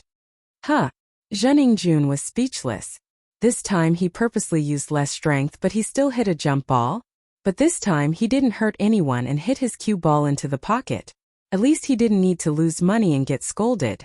However, Zheng Ningjuan's face didn't look too good. He made a fool of himself again. Wow, you're so cool. You actually hit your own ball into the pocket? Are you colorblind? Yushu looked at Zheng Ningjun in surprise. I just didn't control my strength well. It won't happen next time. Zheng Ningjun humped coldly. He didn't want to argue with Yushu. The more he tried, the more guilty he would seem. Zheng Ningjun wanted to prove it to Yushu with his strength. There was no penalty when playing with Yushu. No matter if he hit the cue ball into the pocket or hit it into the pocket, there wouldn't be a penalty, so it was Yushu's turn. Yushu too realized that Shield Bro couldn't change the trajectory of the balls, only the strength of the balls. She wasn't confident that she'd be able to aim at the pocket with the 2 balls on her side, so she decided to throw the cue ball a certain distance away so that she could aim at the other 2 balls. Linny saw that Yushu didn't aim at his ball, so he hit the cue ball into the other 2 balls. Linny to Yushu, Linny Yushu, Linny Yushu. Linny from the current angle. Mengyao could easily hit the ball in front of the cue ball into the pocket as long as she aimed.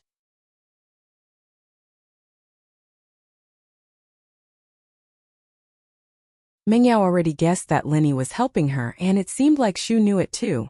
Otherwise, she wouldn't have hit the cue ball into the pocket. Without Linny's help, Yushu wouldn't be able to control her strength so well and stop the cue ball at the required position. Even without Linny's help, Mengyao could easily hit one of her balls into the pocket. After Mengyao, it was Zheng Ningjuan's turn.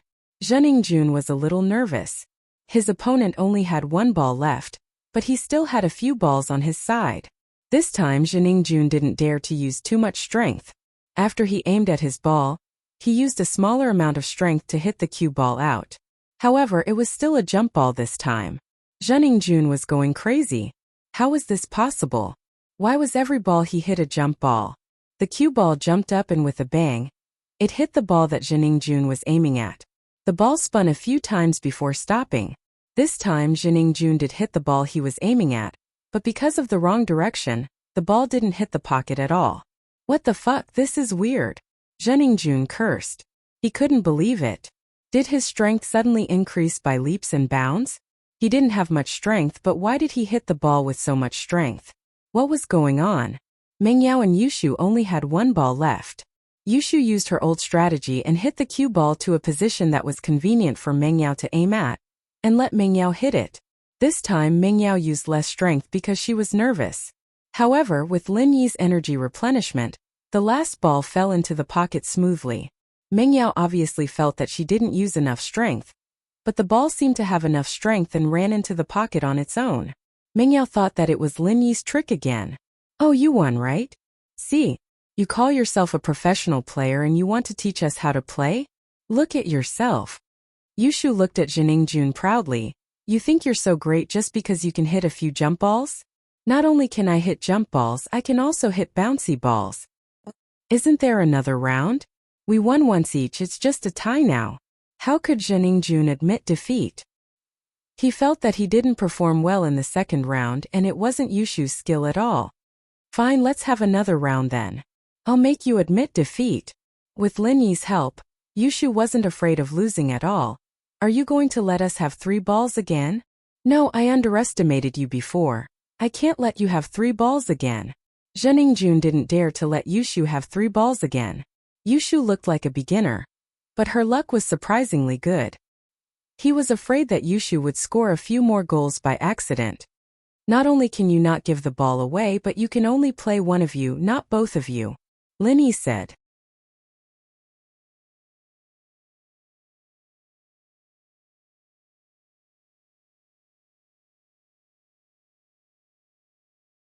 Chapter 836.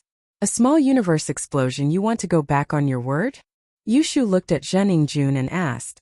I'm not going back on my word. I was just being humble before, but the third round is the deciding round, so I can't be humble anymore. Jun argued. Ha! The crowd burst into laughter. Wasn't he going back on his word? Jun thought that Jun was a beginner, so he lied. Now that he saw that Jun was good, he didn't want to be humble anymore. He was obviously going back on his word. Why wasn't he? Jun's face turned red from the laughter, but for the sake of his reputation, he didn't care if they laughed at him.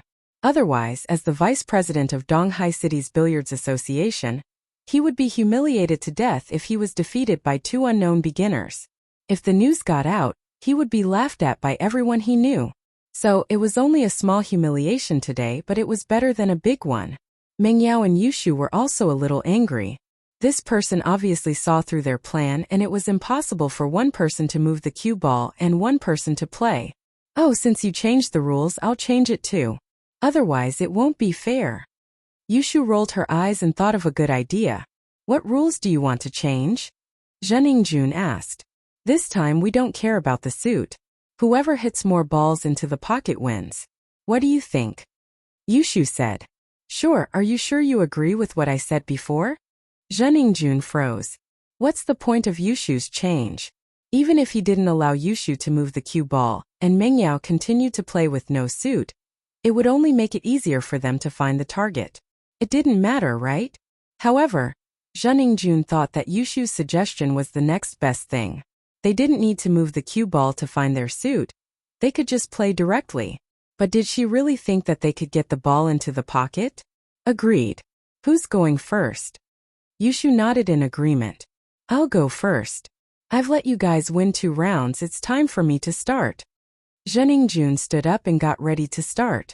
The crowd looked down on Jun even more. He arrogantly gave the ball to Jun because he thought that Jun was a beginner and was easy to bully. Now that he realized that Jun was strong, he didn't give the ball to him anymore. What a shameless person. Since Jun used too much strength in the previous 2 shots, he decided to use less strength this time, as long as he didn't hit a jump ball. It was more advantageous for him now as he could hit a pool ball at the start of the game. Jun reduced the strength he used before and hit the ball out. He thought that it should be normal with the strength he used this time, right? The result was within Jun's expectations. The cue ball didn't fly out and it wasn't a jump ball this time either.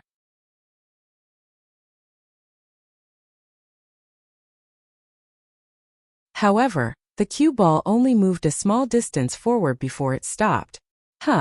Jun was dumbfounded. What happened? Why did the cue ball stop moving? Could it be that he had used too little strength this time? Impossible, it was just a little bit smaller than before. Why was there such a huge difference? He hit a jump ball before and the cue ball only moved a few centimeters forward this time? Jun rubbed his eyes to check if he was hallucinating.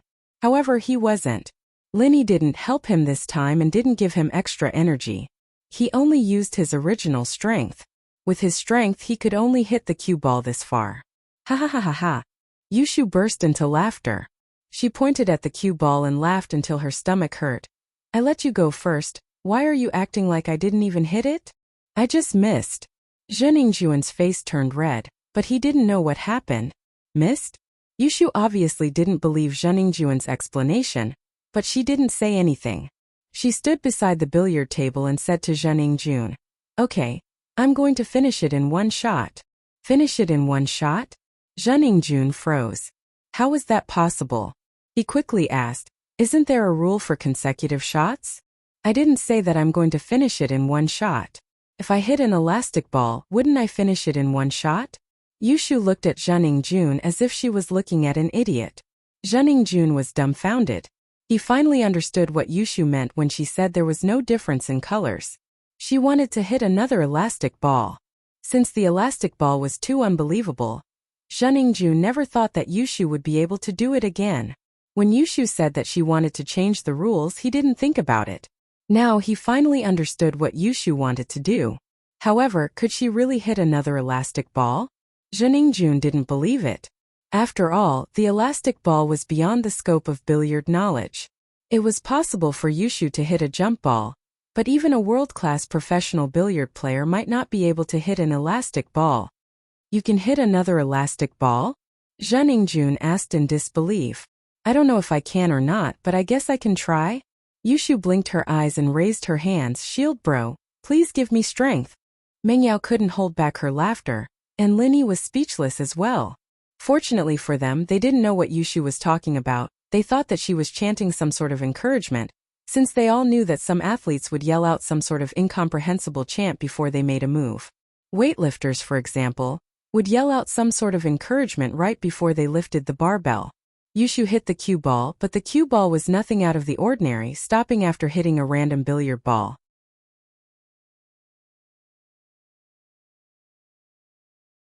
Just when everyone thought that Yushu wouldn't be able to hit the bouncy ball again, and Jun heaved a sigh of relief, the ball that was hit by the cue ball exploded like a mini-universe. It was suddenly filled with energy and quickly collided on the table. The elastic ball was born again.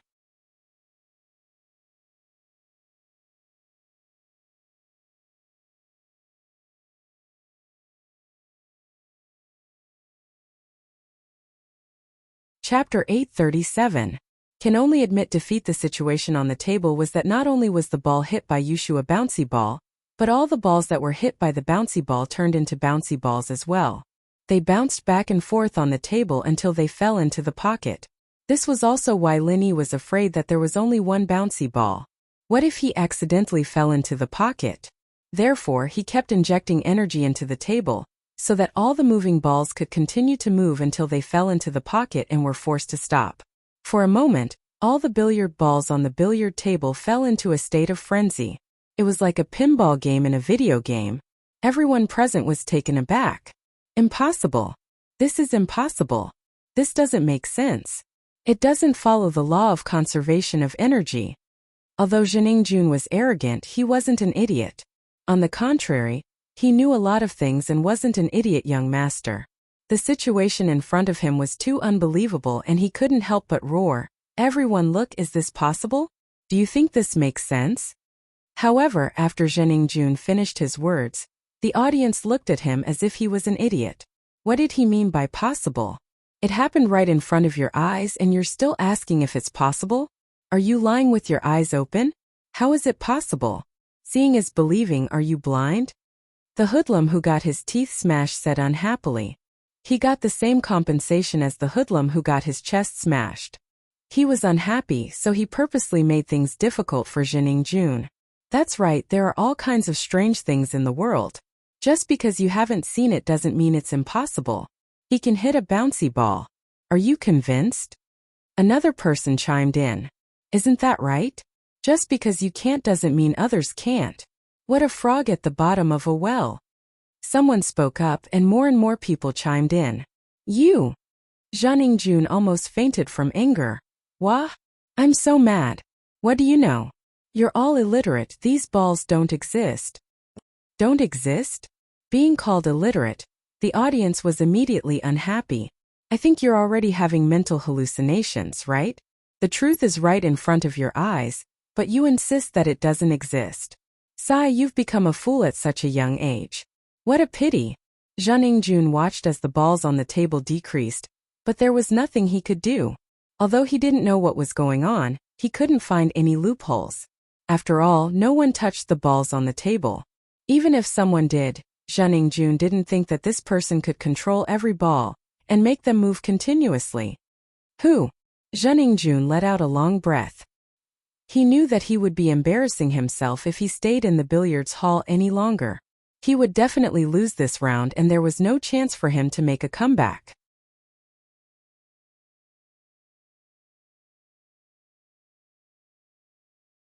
He hadn't even hit the ball yet and all the balls on the table were going to turn into bouncy balls. He would definitely lose if he waited any longer. So Jining-jun admitted defeat right away. I lost, it's just 20,000 yuan. I'll give it to you. Jining-jun was also happy. If he reneged now, it would damage his reputation. If these people spread the news that the vice president of Donghai City's Billiards Association reneged after losing, he wouldn't be able to face anyone anymore. Jining-jun opened his wallet and realized that he didn't have enough money. He turned to Zhou Ruoguang, who wasn't far behind him, and said, Zhou bro, lend me 20,000 yuan first, I'll give it back to you later. Zhou Ruoguang didn't dare to disobey and quickly took out 20,000 yuan from the bar counter and passed it to Jining-jun. Master Jun. Here, Jining-jun took the money and passed it to Yushu. Here's the money I lost. But don't let me find out that you cheated or else humph. Although Jining-jun didn't say his threat out loud, he was already furious.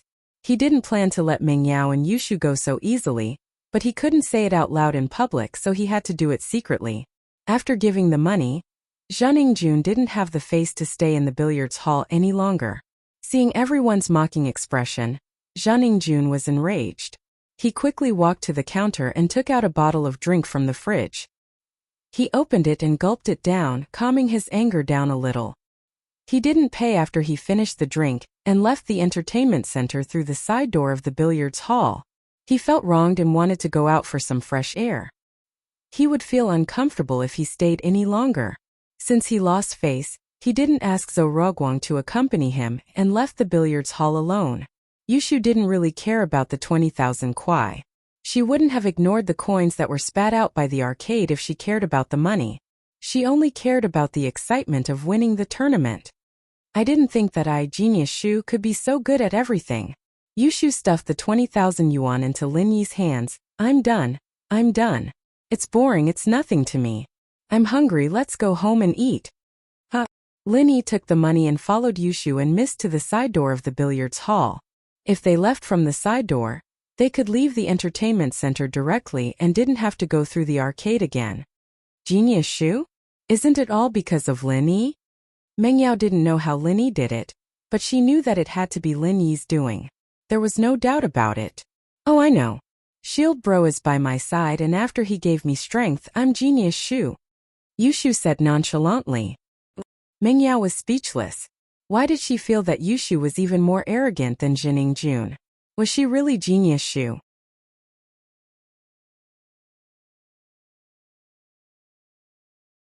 Jining-jun walked out of the billiards hall and bumped into an old lady who was scavenging for scraps. The old lady was disabled due to a stroke. Not only was her mouth crooked, but one of her legs wasn't very nimble either. She was struggling to pick up mineral water bottles and cans from a woven silk bag. "Young man, can you give me your bottle?" The old lady saw Jun walk out of the billiards hall with an empty bottle in his hand and walked up to him to ask. Under normal circumstances, everyone would give their empty bottles to her. After all, it was troublesome to look for trash cans, so she might as well do a good deed.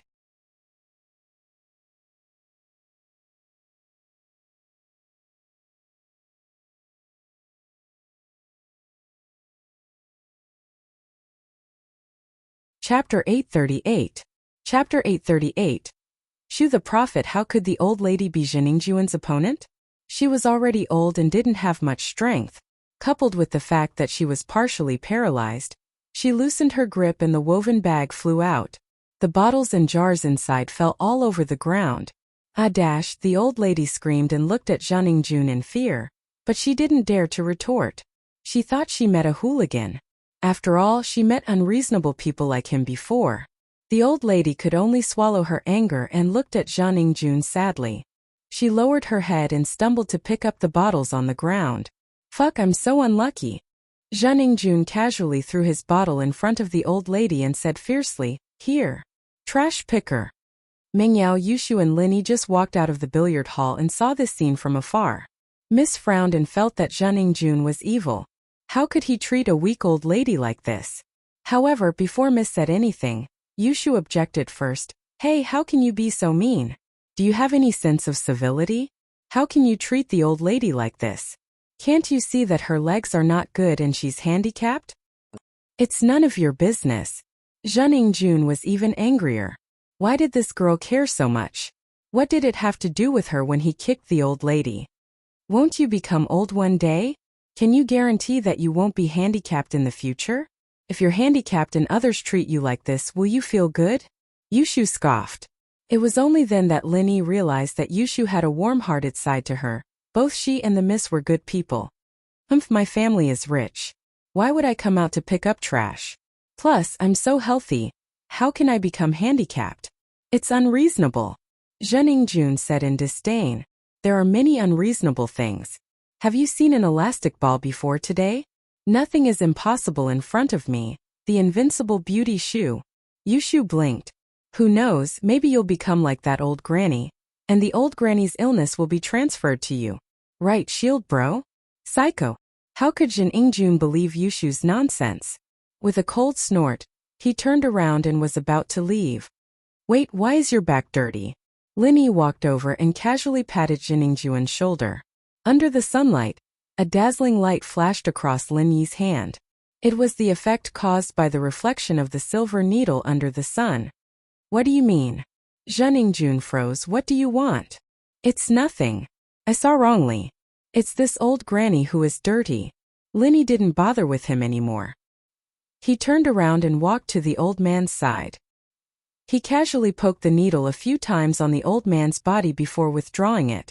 It happened in an instant and Zhengjun didn't think much of it, but Mengyao and Yushu were stunned. They saw the silver needle in Lin Yi's hand.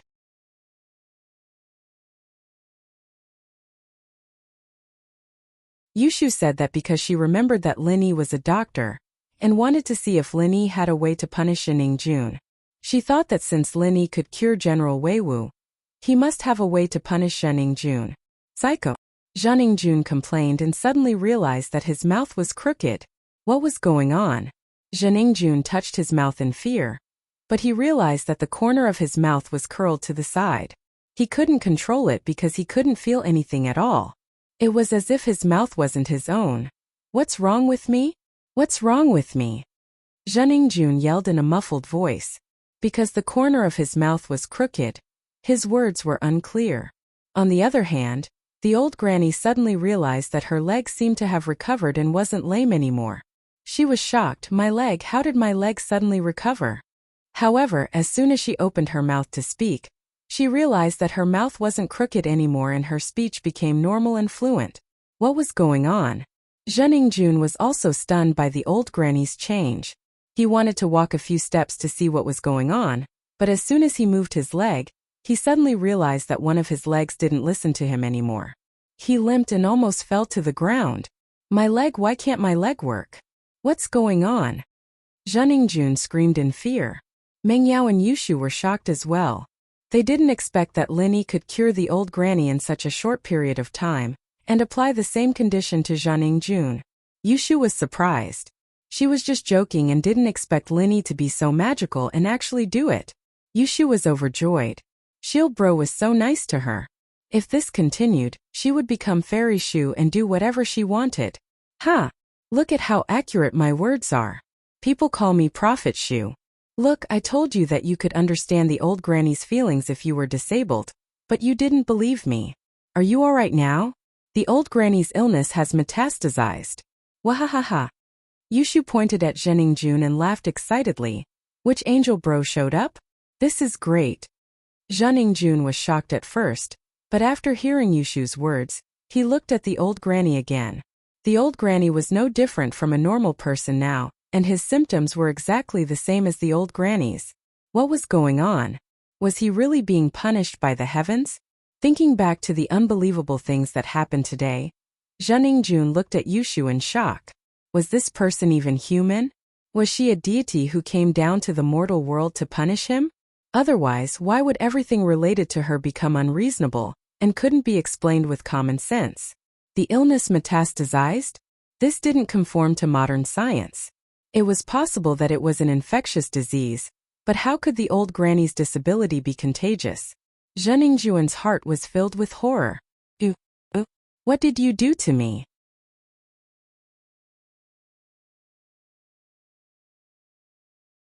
Zhenningjun looked at Yushu in fear. He was a superstitious person, and once such a thought formed in his heart, it became more and more unbelievable.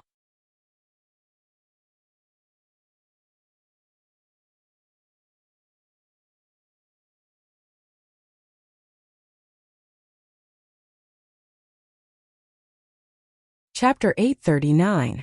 Cure and cure, no need, no need. Zhenningjun was truly afraid of Yushu now. If someone pointed a gun at him, Zhenningjun wouldn't be afraid. But the unknown that he had never experienced before scared him out of his wits. He didn't dare to let Yushu make a prophecy. If Yushu said that he would be hit by a car later, would he still be alive? Zhenningjun felt that he shouldn't stay here for long. He didn't think about taking revenge on Yushu because he felt that he couldn't fight back with his own strength. What was this? This was like a deity's manifestation. Otherwise, how could he explain the bouncy ball? Now that he thought about it, the jump balls he hit might have been arranged by the heavens. Otherwise, how could he hit them? When he thought about the strange things on the billiard table, the ball that was obviously weak seemed to have taken stimulants. How could he explain this? He didn't think much of it before, but now that he thought about it, the more he thought about it, the scarier it was. He had been fighting against a deity, how could he win? Now, the old lady was a cripple and she was fine, but he was crippled. He didn't dare to imagine what would happen next. He was so scared that he turned around and ran away with a limp. This place was too scary. After he got home, he needed to ask a few deities to perform a ritual to get rid of the bad luck on him. He didn't think that he was really crippled or had a crooked mouth. He thought that he was possessed by something unknown, and he needed to ask a deity to perform a ritual. I know. Little girl, you must be a deity sent by the heavens. Only a fairy would have such a great magical power like yours. The old lady wasn't stupid. How could she not know that it was Yushu's doing when she saw that her sickness was transferred to an evil person in the blink of an eye? How could an ordinary person do such a thing? It must be done by a deity. As a result, the old lady subconsciously treated Yushu as a goddess, and was about to bow to Yushu. Yushu was shocked. How could she let the old lady bow to her? She quickly held on to her. Grandma, please don't do this. It's not my doing. No matter how thick Yushu's skin was, she couldn't pretend to be a deity in front of the old lady. However, how could the old lady believe it? She only believed in what she saw. If it wasn't for Yushu, how would that gangster be punished? How would she be cured? Meng Yao and Yushu had no choice but to leave quickly. The old lady might have to kowtow again later, and they wouldn't be able to handle it. It wasn't until they got in the car that Meng Yao asked Linny curiously, "Linny, how did you do that?" Yeah, shield bro, how can the old grandma's illness be transferred? Yushu asked curiously. Huh? Linny shrugged and started the car. The old lady's illness is just a side effect of a stroke. In other words, it's just a blockage in her meridians. It can be cured with acupuncture.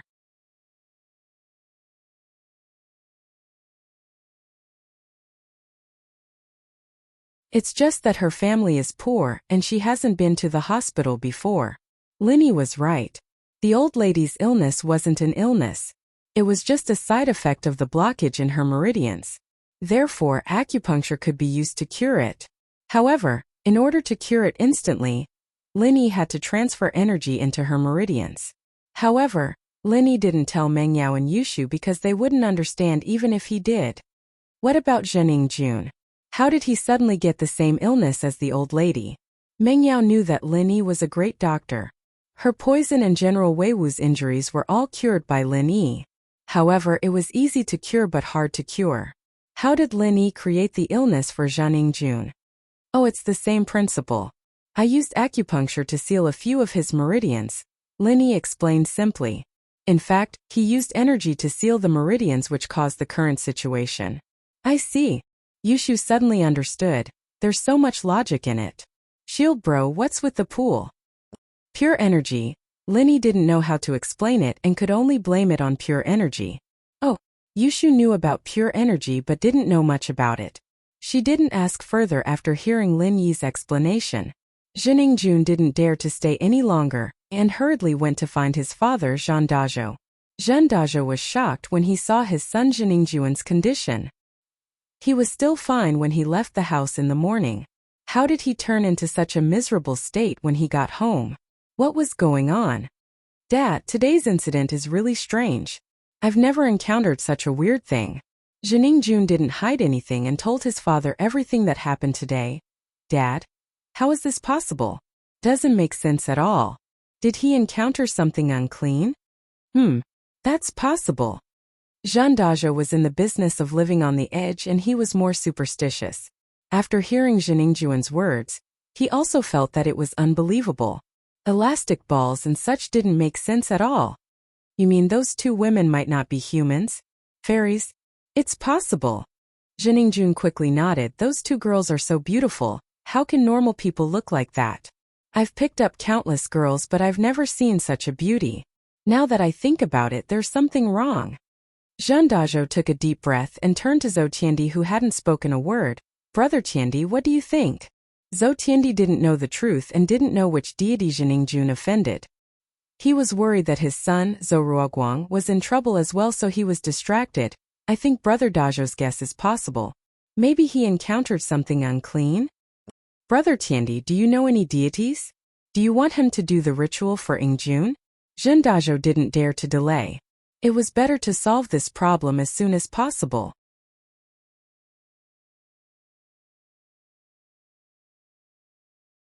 However, he didn't even think about going to the hospital because according to Zhang Ingjuan's description, this was a sign of being possessed. How could he be sick? Moreover, it's impossible to suddenly have a crooked mouth and limp legs. Who heard of such an acute illness? You're tuning in to the Li Mei Sword of Destiny YouTube channel. We're so grateful for your support, and don't forget to subscribe to join us on this incredible journey through captivating stories. Your generosity through donations truly makes a world of difference, as it's the primary source of revenue that allows me to expand and enhance this channel for you. Thank you from the bottom of my heart for being a part of this adventure.